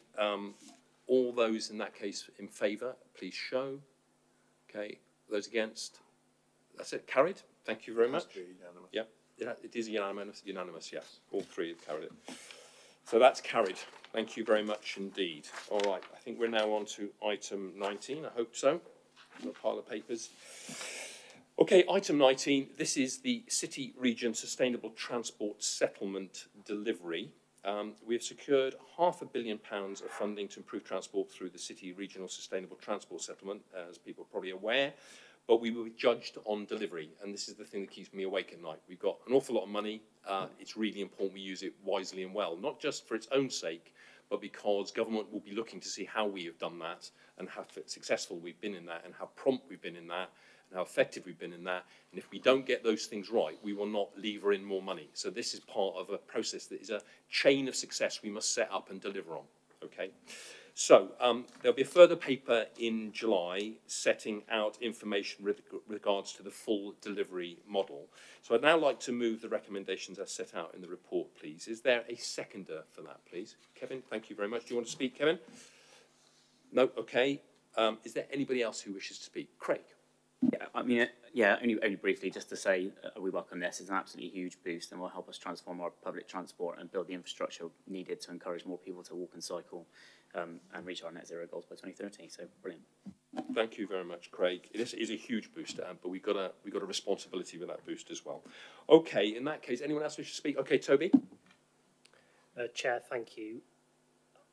I am also supportive of the recommendations. I just wanted to query just the final bit of recommendation 5, though, just in case there was a typo. So it says the final line is to delegated to the West of England CEOs in consultation with the chief executives of the constituent councils. I'm sure we haven't increased the level of chief executives overall within the region, but that just might be a typo that does need to be corrected before we vote. Thanks for pointing that out. That will be corrected. Thank you. We couldn't afford it anyway. Okay. In that case, those in favour, please show. Thank you very much. That's carried. Thank you. All right. Item 20, and thanks everybody for your patience and ability to sustain this long meeting. This is the future arrangements for local enterprise partnership. I'd now like to move the recommendations as set out in the report. Can I call for a seconder? Is there a seconder for that, please? Thank you very much, Toby. Would you like to speak to this? Thank you, Chair. So, very much welcome the recommendation as printed. I think it does recognise that the sort of policy landscape, political landscape, has changed over recent years. You know, for example, through the establishment of the Western Gateway regional partnership, but also then very recently with the publication of the government's white paper and some of the subsequent correspondence that has flowed from that. So I think actually a working group that does allow those issues to be worked through with colleagues and business colleagues, including of course Richard and our friends in business. I look forward to that work progressing following this recommendation. Thank you, Toby. Richard, would you like to speak, please? Thank you, Chair. Just to really share with colleagues in the room that we had a very productive discussion at the last LEP board meeting, which effectively created, I think, the basis of which we proposed to move forwards. And the business community were very sort of pleased to be able to contribute to that discussion with colleagues who were at the board. And I think it's important that we move quickly, because the government are giving us an opportunity to bring our proposals forwards. We would like to move quickly on this item. Thank you, Chair. Thank you very much indeed, Richard. Appreciate that. Does any other member wish to speak to this item? No. In that case, can I move to the voting, please? As this is, let me just go through the recommendation then. This committee is asked to support the recommendation of the LEP that a working group comprising of representatives from the combined authority, the LEP itself, North Somerset, and a representative from the 3 other unitaries to consider options and proposals to bring before the respective bodies in the early summer. Okay, all those in favour, please show. Okay, that's carried unanimously. Thank you very much. We have some urgent items of business. The first one is the appointment of an interim director of infrastructure at the West England Combined Authority. This is an urgent item of business and seeks endorsement of the appointment of Mr. Alistair Kirk as interim director of infrastructure. I would now like to move the recommendations in the report. Can I call for a seconder, please? Thank you very much. Kevin, I saw first. Thank you. Does anyone wish to speak to this? No, I'm assuming not. In that case, can I put this to the vote? All those in favour, please show. Okay, that's carried unanimously. And I'm just checking if there's anything else. Also, disease. The accommodation, okay. Right, thank you very much. And there's another urgent item of business. And this is a delegation of decision on future office accommodation. Now, just so people are aware, the combined authorities lease on 3 Rivergate, just near Temple Meads there, comes to an end in December of this year. We've been working in the background on accommodation options for some time now. And last week we discovered, contrary to the previous discussions of which I was aware of, we will not be able, unfortunately, to secure a short-term lease at that premises as the landlord is wishing us to vacate the premises along with other people who are there to undertake a full refurbishment. This brings increased urgency, of course, to the situation because we're talking about the end of the year, and it's vital that we source suitable future accommodation imminently. We can meet the costs of this internally. It won't be easy, but we will find a way of doing that. Therefore, we are not asking for any additional money from the combined authority. As a result, this is an operational matter, which I would like to urgently delegate to my Chief Executive, Patricia Greer, in consultation with the local authority Chief Executive, some of which I can see are present. I would now like to move the recommendations. Is that seconded, please? Okay, Craig, I saw you just slightly first, but it could be Toby too. Thank you very much. Does anyone wish to speak to this, please? Yes, Toby, come on in. Let me turn off here. Yeah, thank you, Chair. So I did have a number of comments and questions on this report. I think just given the urgency of it, obviously we only got the report I think yesterday on this issue. Now, absolutely.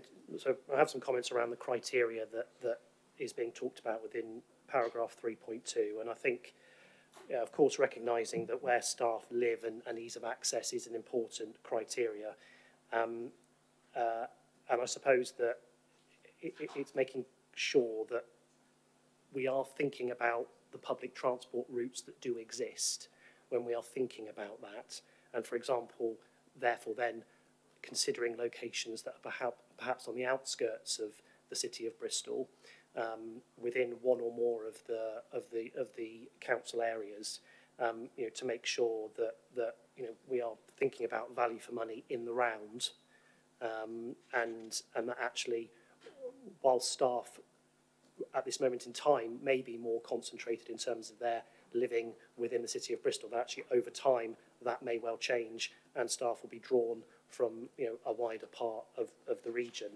And so I'm really keen that as part of this process that we do achieve value for money for the taxpayer. And I think, given this is public money, the criteria for the criteria for value for money in the context of the current commercial property market should be widened out. I think there are many public sector organisations that are also reducing their property estate, particularly with the sort of embrace of virtual working and more home working, a reduced need for desks as a result of that, the ability to co-locate with other public sector partners on potentially cheaper meterage rates. I think that is an important part of the value for money assessment.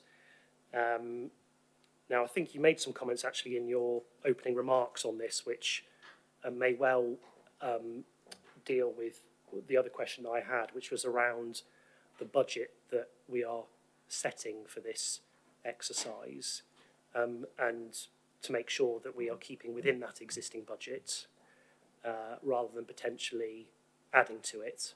And I make that comment in the context of the conversation we had around the transport levy and supporting our public transport services, that if there is additional money to be paying for renting more expensive offices, I would much rather that money is being spent on supporting public transport and supporting our bus services that are so important in the region. So I think, now I recognise that this is being delegated to the Chief Executive, and indeed that, if there isn't majority agreement of the combined authority, amongst the wider pool of Chief Executives, if that agreement can't be reached, then obviously this decision comes back to a special meeting of this committee. But I had just wanted to set out for you my position, and from my council's position, around making sure that we are prioritising the important bread and butter issues for our residents, rather than potentially increasing the amount that we pay on offices. This is an operational matter, so we'll probably just need to get on with it, really. Okay, so therefore the first recommendation is the decision of the combined authority's future accommodation is delegated to the combined authority chief executive in consultation with the local authority chief executives. So are those in favour, please show. Sorry, Kevin, go on. Yeah.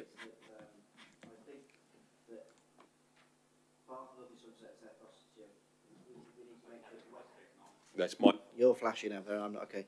We just need to make sure that WECA doesn't become too Bath-centric. There was a really quite Bristol. Sorry, Bristol has become too. But yeah, I'll get that right. It's been a long meeting. You can tell it's the last item, can't you? Yeah. Because the central government used to use an argument that you can't move government departments outside of London because that's where everybody works and lives. So that's the same argument that WECA officers are making at the moment. But Bath on the train is less than 10 minutes away, and there are areas in South Gloucestershire that are easily commutable as well. And there are many different ways of working now. There's huge new block of offices that have been built with WECA money in the centre of Bath, right next to the train station, and not all of those offices have been used yet. So I would hope that the chief executives would consider that, and just to make sure that WECA doesn't become a centre of Bristol organisation. Okay, point well made. Thank you for that. I mean, I still think it's an operational issue, and I mean, just so you know, because I am acutely keen on getting value for money, as I hope you know that in any event, as well as supporting the environment.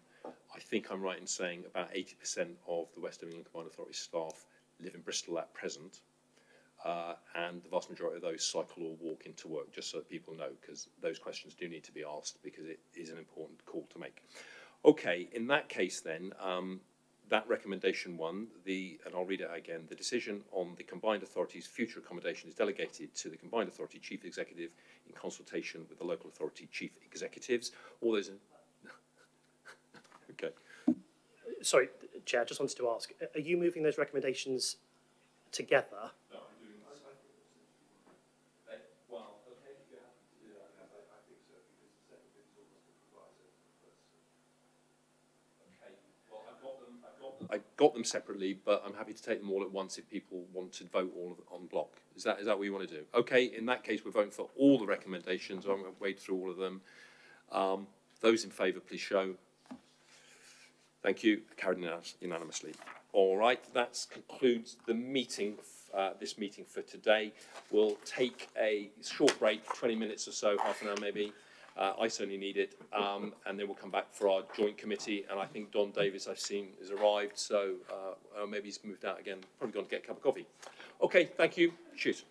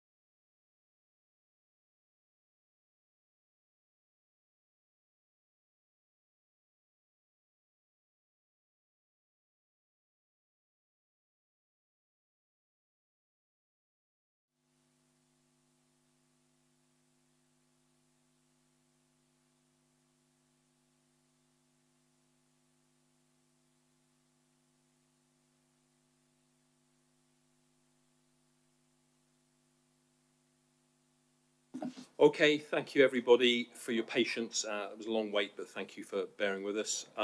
This is the West of England Joint Committee that we're about to start. And so I'm going to start off by welcome and introductions, if I may. Obviously, there's a bit of a duplication from our previous meeting, given that many of the people are the same, but there are some changes, so let's go through those. So just to explain, the Joint Committee is made up of all the political leaders of the West of England Combined Authority, plus North Somerset councils. And welcome, Don. Nice to see you. Thanks for coming in. Richard Bonner is also in attendance, as he was in our previous meeting, as chair of the Local Enterprise Partnership. And he is in a non-voting, or is a non-voting member, I should say, of the Joint Committee. And before we move on to the main agenda items, I would just like to mention that some members of the public are joining this meeting to present their statements, or might be, we'll get to it in a moment. Just to note, please, that all the statements received have been circulated and read by committee members and are also available to view on our website. Okay, item 2 is apologies for absence, and apologies have been received from Marvin Rees, Bristol City Council, and his substitute today is still Craig Cheney. Nice to see you, Craig. Welcome. Okay, next item is item 3, declarations of interest. Do any members have any interest to declare, please? Okay, is that no one at everybody's part? Okay, thank you very much. Let's move on to item 4 then. Minutes of the previous meetings. The minutes of the previous meeting held on the 28th of January have been circulated with the meeting papers. Are members pleased, happy for these minutes to be confirmed as a correct record of that meeting? Okay, I can see nods. Thank you very much indeed. The next item is Chair's announcement, item 5, and I have no announcement on this time. At this time, the next item is item 6, items from the public, which is up to 30 minutes.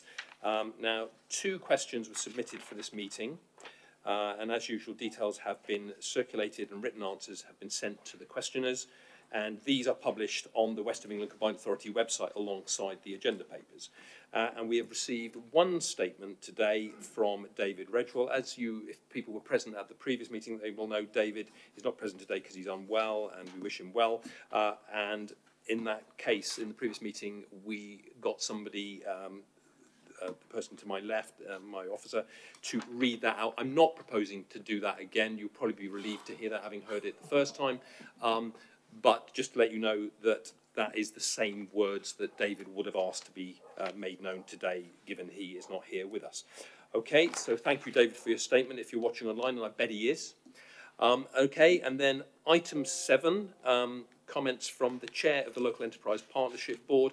Please, can I ask Richard Bonner, again, chair of the Local Enterprise Partnership Board, to present these comments. Thank you very much.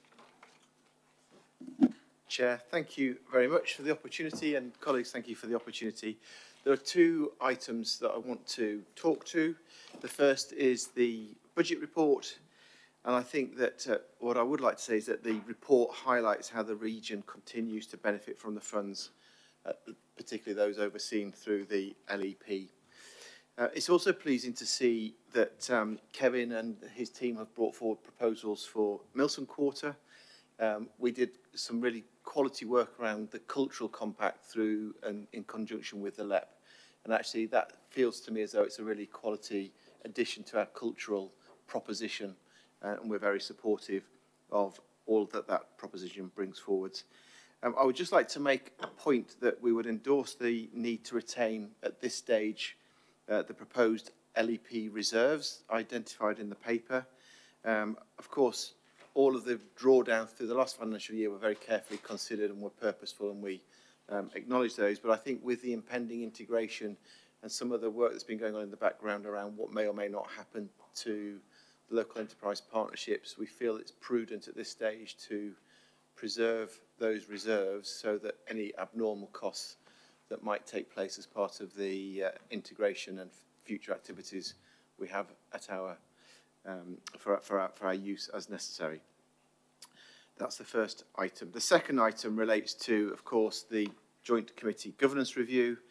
And as I said earlier on, of course, we as a LEP have been in discussions with government for over 12 months actually around what may or may not happen with the future of LEPs. And as we said before, we're really pleased that it's the government have recognised through the Levelling Up White Paper that LEPs have played an important part, and I think the paper talks to that on behalf of the unitary authorities, which we're really pleased with.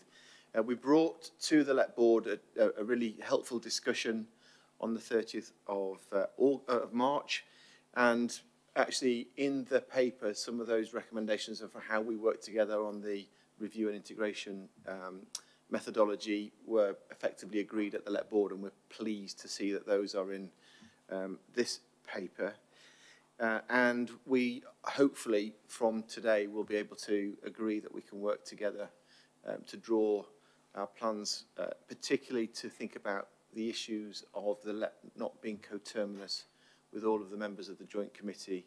The LEP is very keen to work across the functioning economic area, and we're really keen to ensure that what happens in its new state allows us to have a productive and working relationship with our colleagues in North Somerset Council, and that's really, really important. I suspect we're going to have some further discussions and debates about some of the detail, but just to say that in broad terms, with what's in the report as far as the LEP is concerned, we are happy. There's a couple of particular nuances around accountable bodies, which is something that we would need to just be satisfied about. But otherwise, I think we'll pause there. Thank you. Thank you very much indeed, Richard. Okay, the next item is comments from the Chair of the Overview and Scrutiny Committee, and we've received written committee. Copies have been circulated and are available on the West of England Combined Authority website alongside with the committee agenda papers. Please can I ask Winston Duguid, Chair of the Overview and Scrutiny Committee, to present these comments now, please. Thank you, Chair. We just looked at the two items, and frankly, we just noted the latest LEP budget outturn. We looked at that in more detail in previous months, and quite happy with what we saw. How do I put this in English? There's a slight misunderstanding or lack of communication, and it's nothing personal at all. But we didn't. The author of this report is listed as Ben. I'm sure there was a lot of collaboration on this. Ben didn't actually come to the scrutiny meeting because he wasn't invited. So, and I, in turn, this is the second time it's happened, so we need to tighten up on communication. And I think Ben, although we don't know each other very well, next time we'll pick up the phone and sort it out between us or whatever if we need to. That's a bit of a sort of problem we have in that scrutiny haven't done their job on this, because we didn't have anyone to ask questions of, and therefore we've got to sort that out in future. I've reviewed, I share the Chair of the LEP's remarks about, as far as the LEP is, I'm quite okay with that. In fact, I have to say that I'm kind of Richard to invite me as an observer. I've attended 2 meetings now, and I have to say, if we could have the standard of discussion that we have in the LEP boards and the spirit of collaboration in all the other meetings, very good interventions by the leader of South Gloucestershire last time round and the Mayor of Bristol. I thought it was a real high-powered meeting. I mean, I was very happy to be present, and yourself, and I think the point that you made, Chair, about levelling out rather than levelling up, I think was very valid. So it was a high-class performance, not forgetting Professor Rigby either, who had a lot to say about culture. And I was very happy with it. And, so I'm a bit puzzled, I have to say, having read this. And, I'm doing a solo run here, so I haven't discussed it with my committee. But I've read the Levelling Up White Paper. I've read about the future of the LEP and its relationship with the Combined Authority. And I'm just puzzled about some of the narrative in this. So I would be looking for evidence of where does this work in other mayoral combined authorities, because as you know, I've benchmarked this already against the other 9, and I'm not seeing evidence of where what's being suggested here is apparent. And, other combined authorities have the same issue. I'm also concerned about a clear and distinguishable identity that is distinct. Well, by definition, that costs money, that costs time, and that costs communications. And I don't see any numbers in this paper at the moment. And, from an activity-based accounting point of view, there's got to be some knock-on effect of doing that. And I worry that the central thrust of this is to give a clearer identity. But as far as residents and maybe even business is concerned, there's a real danger it might do the opposite. Because the people who we need to appeal to are Whitehall. They're clearly giving a signal about where the money is going to be coming from in the future, the criteria.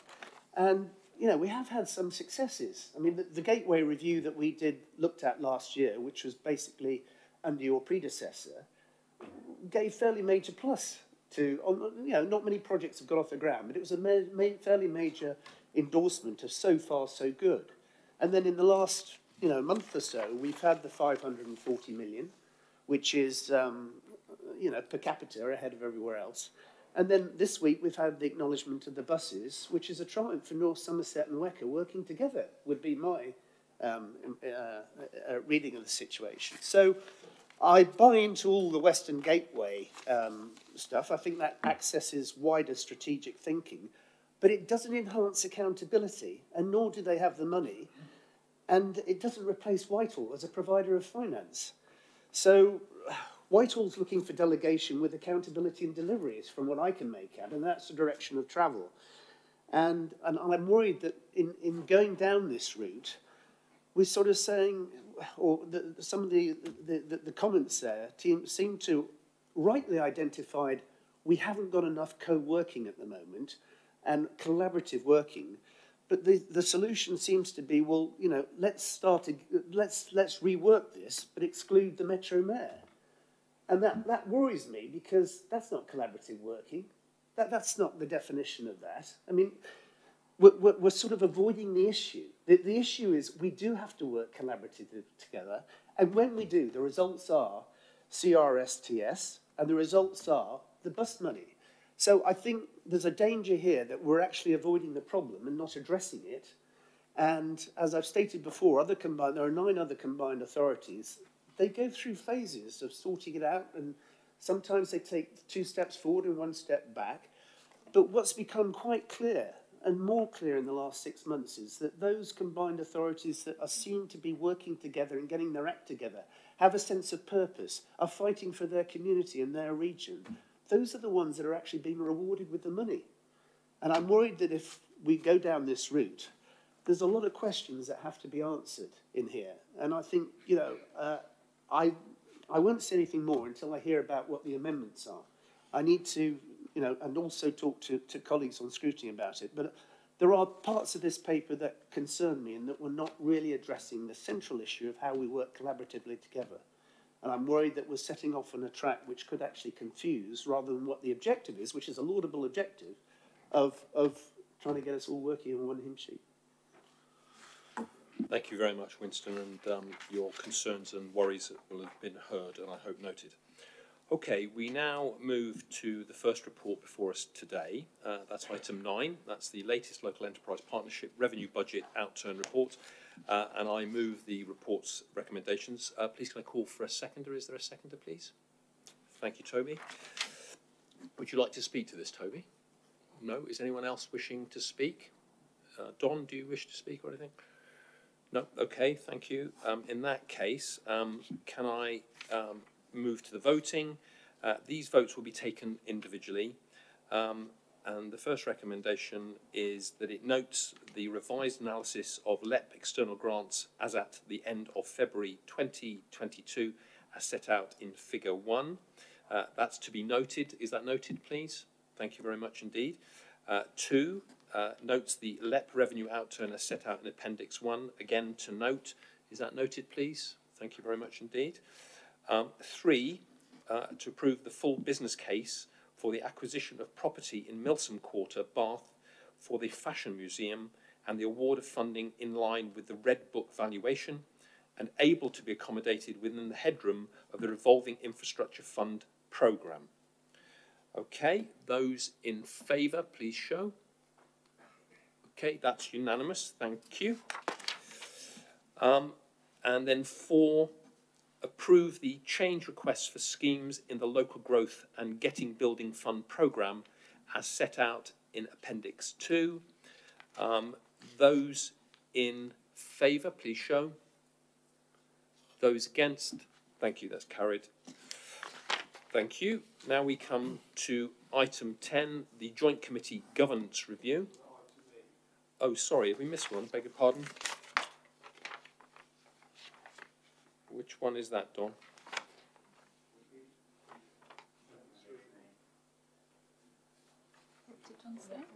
Don is, sorry, can you say that again, Don, so that we're aware of what you need?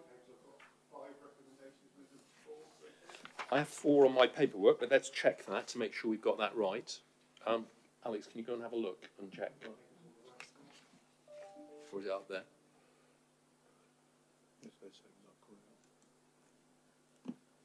Thank you, Don. We'll check this. Okay, you're right, well spotted. So I'm going to now read that because it's not on my papers. So can we now move to recommendation E? Approve the change requests for schemes in the Economic Development and Revolving Infrastructure Fund programme as set out in Appendix 3. Okay, we got there. Thank you, Don. Well spotted. All those in favour, please show. Thank you. That's carried. Right, we now move on to item 10, the Joint Committee Governance Review. Would someone like to move the report's recommendations, please? Okay, thank you, Don. Can I ask for a seconder, please?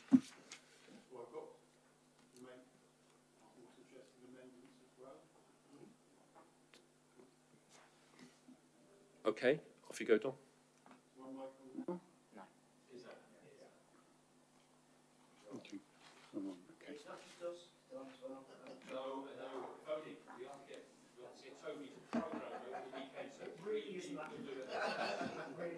We haven't had we've not had proper staff training. I mean, yes, thank you, Chair, and thank you for the welcome.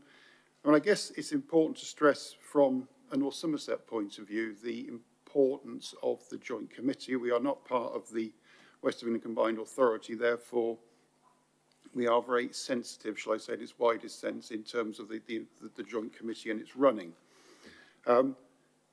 I think just very quickly, I will cover the Dave Redgewell's. I've read the report, so I wasn't here for the initial reading. I read through what he says, and I think it's very clear to me from the papers, and possibly that just need to make it clear that there is no intention to not have the Metro Mayor at the table in terms of the Joint Committee. If that's ever been deemed to be the case, then apologies that that's even been there. So I hope that's now clear. In terms of the paper, yes, I do want to move the paper, and I'll look for colleagues to second it, but just a few comments. I think it's very important, and I take on board what Winston and indeed Richard have said, that I think we do need to have a direction of travel in terms of where we're moving with the Joint Committee. So I think this is not a decision to make complete changes now, but more to move forward to things within the recommendations. And in the light of various conversations we've had in the last hour, which we apologise for the delay, could I ask Ben Mosley, hope so, just around for this, a couple of further changes I'd like to make to the paper that's been published. Can I ask Ben just to go through them so make sure it's absolutely clear? Absolutely, Ben.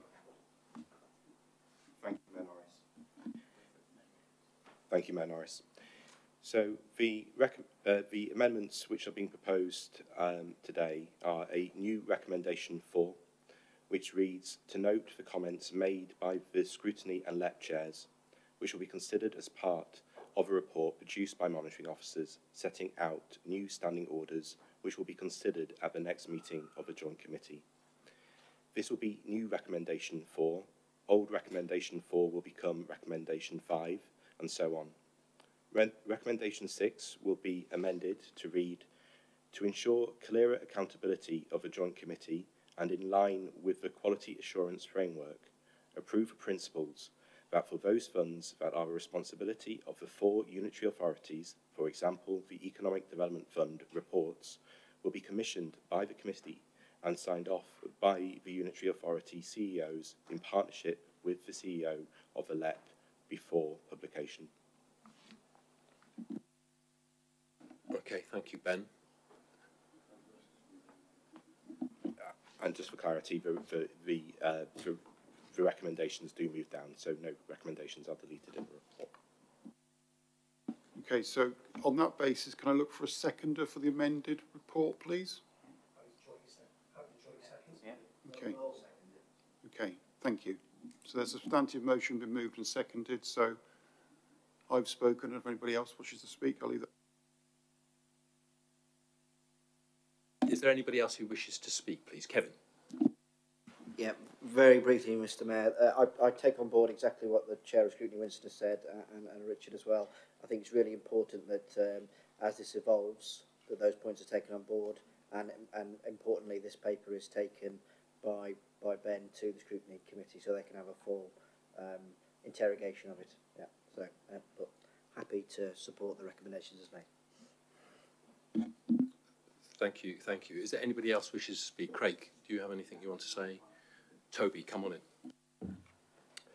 in. Yeah, thank you, Chair. So, absolutely, I'm supportive of the amended recommendations, which, as colleagues have said, I think do take into account the comments that we have received in advance of today. And indeed, I think this will now be the third or fourth time that this report has been altered over recent weeks to take into account the comments that have been made along the way. I'm very happy to see us continue in that spirit of collaboration and co-production, which I think from a joint committee perspective, we are certainly exemplars in that sort of approach. And in terms of addressing, and again, just to reiterate Don's assurance around a lot of people's misreading of the report around the role of the Combined Authority Mayor and others, there was no intention at all, and indeed it's not set out anywhere within the report, to exclude anyone. Indeed, that goes against the very spirit of the report and why it's been drafted, which is about how do we strengthen our working, not just across the sub-region, but across the wider region as well, but particularly now with the establishment of Western Gateway and the changes that we have seen in the policy landscape that we've already talked about in our earlier committee meeting today. Again, to reiterate that we are setting out a direction of travel with this report and setting out some principles that all have to come back to a future joint committee meeting for a decision. So again, stressing the importance of those opportunities to be able to collaborate and to be able to co-produce over the coming weeks and months. I'm interested in sort of Winston's comments around sort of the benchmarking against other combined authorities, which I think is an interesting exercise to do, because I think it needs to be remembered, obviously the reason we have the joint committee is because of the strength of those partnership workings across the region before anybody was even talking about the word combined authority. So when we talk about the Economic Development Fund, that of course we use to fund the Invest Bristol and Bath service, as well as many other infrastructure improvements across the region, that all dates back to the city-region deal that was sort of a precursor to introducing a wave of combined authorities. From memory, I think that came into being sort of 2013, 2014. And I think then, in terms of those legacy funding arrangements where North Somerset, was an integral signatory of that city-region deal, that is why we have a joint committee which enables us to be able to exercise those functions and those legacy arrangements that, as I said, predate the combined authority. I think, Chair, that is probably all I need to say in response to this. Thank you.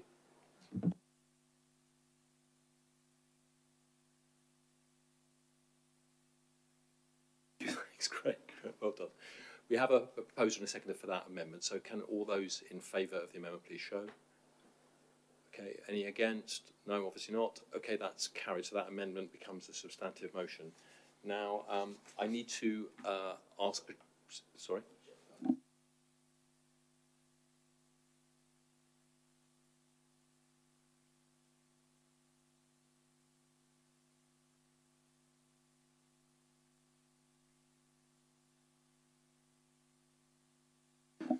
Right, in that case, gentlemen, as it happens to be gentlemen, Patricia Green, my Chief Executive, needs to make a statement to you and to the meeting. So just to confirm to the committee that under the current arrangements, the combined authority is the accountable body for funding awarded to the LEP, including the Revolving Infrastructure Fund, the Economic Development Funds, Growth Hub, Creative Scale-Up Programme, Careers Hub, Energy Hub, and ESIF match funding to those projects. So the Local Growth Assurance Framework, we agree with government to basically get those funds, and we have to sign up to how we will deliver those funds as part of the condition of getting those funds through the Local Growth Fund, through the Local Growth Assurance Framework.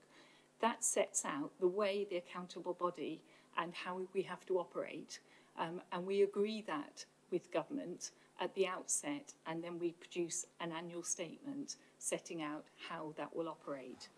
So these guidelines set out a number of expectations for the accountable body, including that the Section 73 officer of the LEP, who's not here today, must make a periodic statement to government. The last one was in February 2022, that the guidelines are being adhered to and processes are in place and are compliant and suitably robust. And the LEP chair and chief executive are also required to produce and publish an annual governance statement.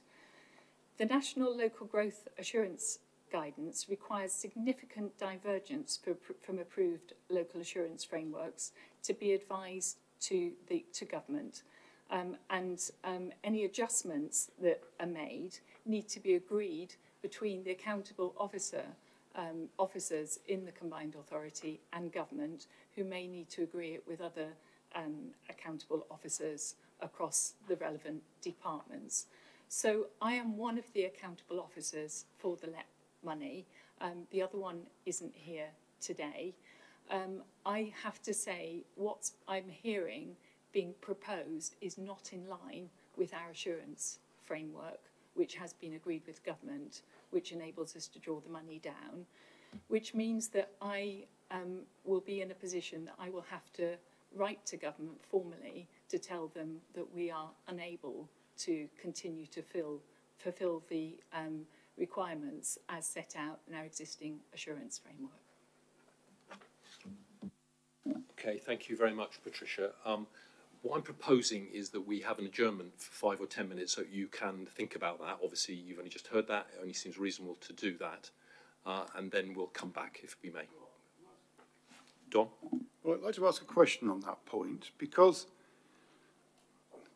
I mean, in terms of the amended motion, that's not doing a substantive change. It's a direction of travel for review. So in other words, if we all vote in the next 5 minutes to support the amended motion, then we're not saying that anything has changed between the delivery. And forgive me for saying so, there's the role of North Somerset Council in it, because we're not members of the combined authority, and the words combined authority was frequently used in your chief executive's comments. So therefore, we are part of the LEP, and I think our role within that has to be taken into account. The other point is, surely, and I'm looking for support here from chief execs around the table, is that these bodies are decided by the democratically elected representatives, of which we are the leaders today. So we assign effectively officers to undertake those tasks for government, as indeed with our own control function through Section 151 officers and our monitoring officers. So if the leaders here are so delegated by their own councils decide to make changes, that's surely for us to make. So if as a result of this direction of travel being taken forward happens, then if we collectively decide to do so within the framework, that's our decision, isn't it? Then we would just write to government and say, we have changed the arrangements and these meet the requirements. Otherwise, it's a situation where we are unable to control what we've been democratically elected to do. Okay, thanks for that point, Don. Patricia, would you mind coming in on this, please? So first of all, on your point about talking about the combined authority, it's the combined authority organisation. We are the LEP and the combined authority. So I was using the term collectively. On the point about the sort of we can do this locally, the answer is no, we can't. The assurance framework is agreed, you said it in the last statement, this assurance framework is agreed with central government and is a condition of the funding that flows through to us. And therefore, we would need to have conversations, and I, in my role as accountable officer, would need to have conversations, and the other statutory officer who's not here today, would need to have conversations with government about possibly making any changes. Now, the changes that are being proposed go against the direction of the Government Levelling Up White Paper and the guidance that's subsequently being produced, which is quite clear about the direction of travel for LEPs and for the accountability and the flow of funds. Thank you, Patricia. Sorry, are you on? Toby, come on in. Thank you, Chair. I just wanted to understand from Patricia, what exactly are we changing today? Because the recommendation as amended, recommendation 6, talks about a decision that will need to come back to the next joint committee meeting. So what exactly, in your view, are we changing today? And crucially, outside the insurance framework. We're not changing anything outside the government's insurance framework. We're setting a direction of travel which goes against the government guidelines and goes against what we've got agreed in our assurance framework about accountabilities and so on. So we're passing a motion, we're agreeing a direction which is counter to, in effect, the direction of government and what we've already got agreed. Thank you, Patricia. With respect, that's not what we are agreeing today. You have wholly misread and misinterpreted what has been proposed today, and I don't think you've listened to the amended wording that has been read out by colleagues. Our new recommendation very clearly says in line with the quality assurance framework, and that is a report that needs to come back to a joint committee for a decision. Recommendation would be, and literally, as you have all witnessed, I'm being read out quite an important potential change with significant funding attached and accountability requirements, and I'm being read out that statement in a meeting, in a public meeting, and haven't even seen it in writing. I would advise strongly that this is not how to take decisions about important, huge sums of money, and setting out a direction of travel, that actually we should be deferring and looking at this in the round and having a proper consultation on this, as proposed by the LEP, and looking at the future governance arrangements of the LEP. So in that case, Patricia, why did you present recommendations to us 5 minutes before the meeting started? You have circulated 8 different recommendations to us. The chief executives of the unitary authorities and neither ourselves as committee members had sight of your new recommendations until 5 minutes before the meeting started. So to be honest with you, it's pretty rich to hear you talking about not having sight of paperwork. I should also make the point, the really important point, I'm afraid, Chair, that the draft of this report was with the Chief Executive on the 8th of March. This is a report that has been that Chief Executive has had for weeks, and we are only receiving those comments at the last minute. I'd like to ask a question now. Patricia, could you tell me what sort of sums of money we're talking about? What quantum is this? You're putting me on the spot, but if the Economic Development Fund is around 500 million. The energy hub and so on is over 50 million. So we're probably talking, upwards to 600 million. Okay. Okay. This is a huge sum of money. Okay. Thank you, Kevin. Come on in, please. Thank you. Paper has been moved, recommendations have been voted on and seconded. I note what Patricia has just said, and I will try and refrain from the comment that I don't like things being just shown to us last minute, because you've just shown us something last minute, which is, you know, double standards. So don't bring that up in a committee and expect not to be spoken at the way Toby's just spoken to you at, because that's really important. So the four of us have made a decision. Well, I think we need to move to the vote, and it's only about looking at something and bringing it back to the next meeting and developing something. There's nothing that will fundamentally change the way we'll deal with government. There's nothing that fundamentally changes the system at all. So I think what you've said, Patricia, is wholly inaccurate, and you misinterpreted what this paper's about.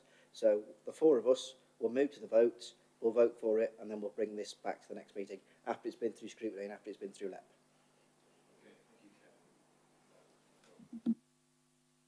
Thank you, Kevin. Patricia, would you like to come back in, please?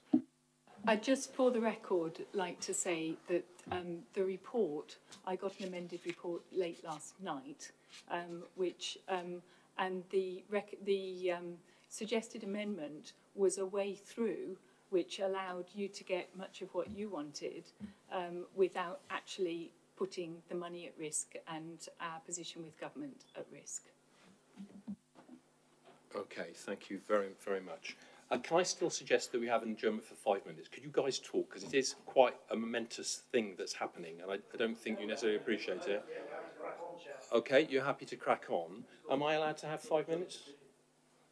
Yeah, I'd like to adjourn for 5 minutes because I think this is a very significant moment, and I wouldn't want to rush this because I think people are going to scrutinise this for a long time. So I'm going to propose an amendment, adjournment for 5 minutes. Thank you very much.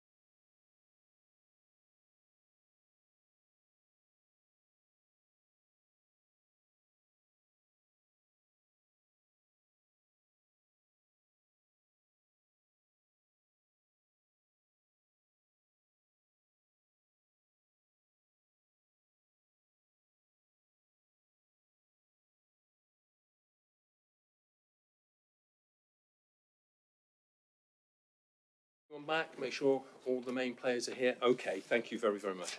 Now, listen, I think that what I've heard today is of such significance, so concerning, that I'm deeply worried as Metro Mayor that we could lose between 100 and 600 million pounds, depending on how you count it and how it all pans out. And I clearly can't do that. Our region desperately needs money for all the important things that need to happen. So I'm not going to be prepared to just let this go by on the nod. It's serious. I want you all to know that it's serious. I want the media to know that this is a very serious thing too. So, as Metro Mayor, in mind of the fact that this raises such serious issues of concern financially for the West of England Combined Authority and North Somerset area, I will be inviting the Chair of Audit and Scrutiny to consider these matters. Okay, thank you. Can we now move to the vote? We've had an amendment put forward and seconded. Those in favour of that, please show. Okay, none against, that's unanimous, so that's carried. Thank you very much. That's the end of our meeting.